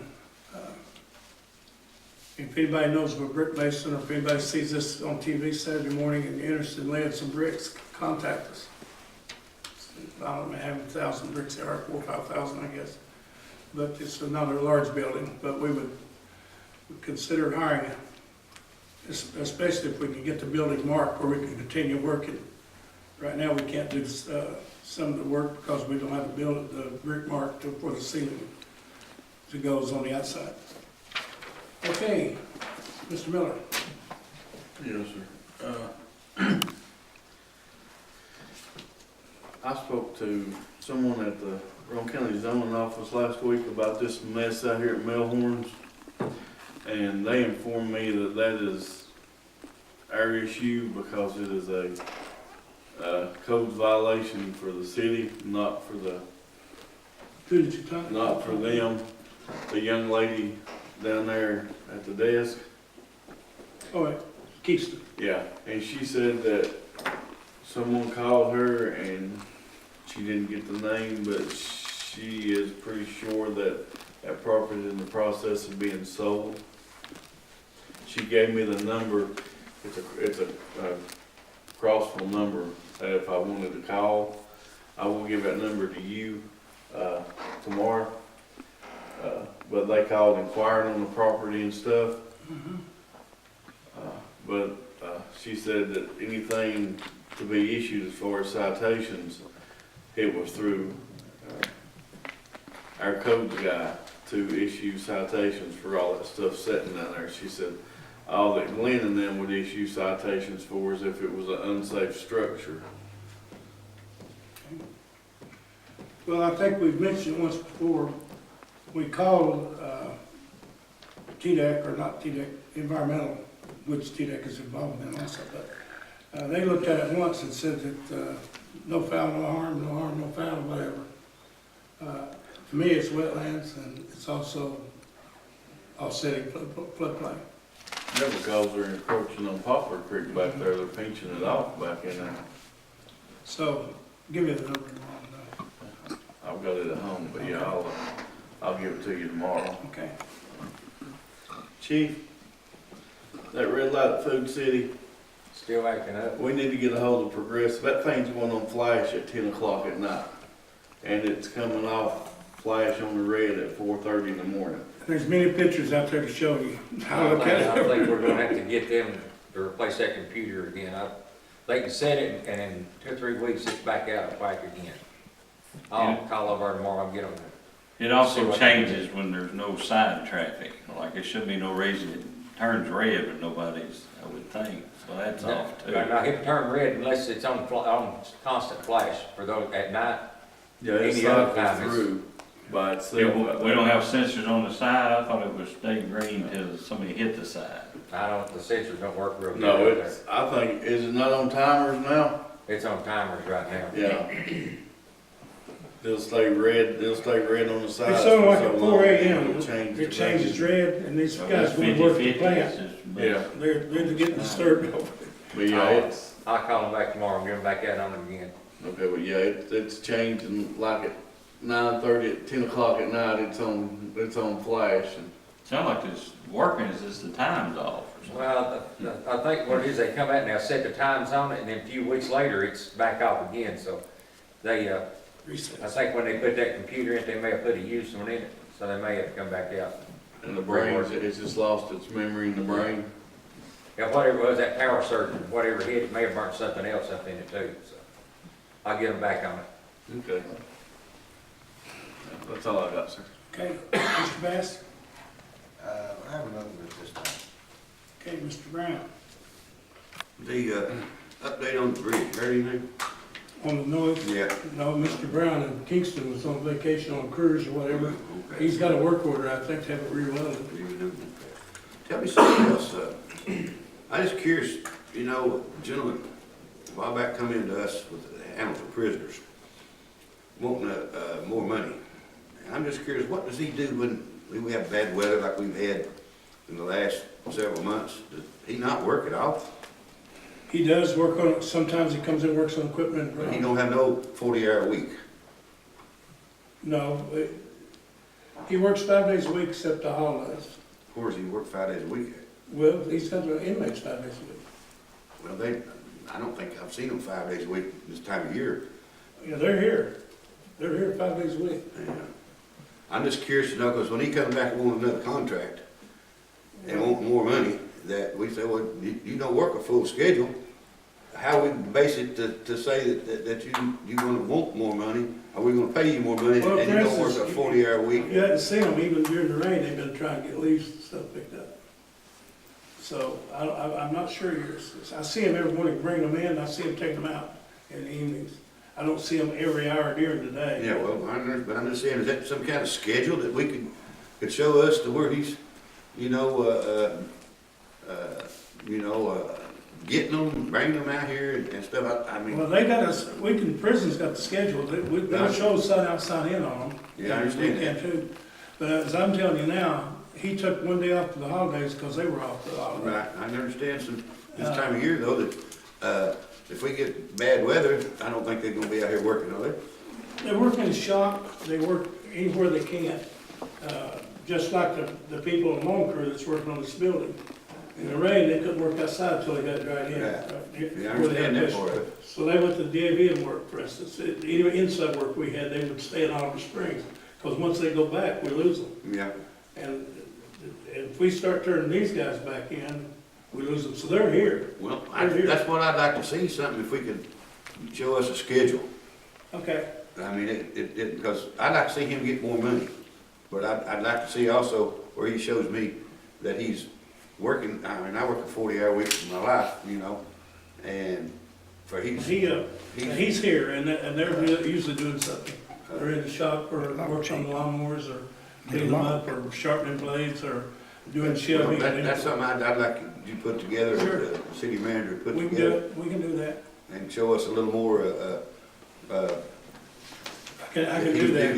And I know he works, and I know he does good, but, it would help us when he want more money, and I'm sure when he comes back to his next contract, that he will want more. We'll get it.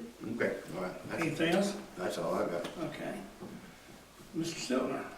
Yeah, Mr. Best, the pothole got fixed, did Yes. it not? I thought it did. Yes, I wasn't gonna say nothing about it, yes, Yes. they paved it up, it's really nice, they put the asphalt in it. It really is. And it saves, I've Yes. heard no more complaints. Yeah, well, I tested it out last night, and I thought, I didn't fall 2 feet in the hole. So, that was very nice. Can I go get my truck fixed? No. So, but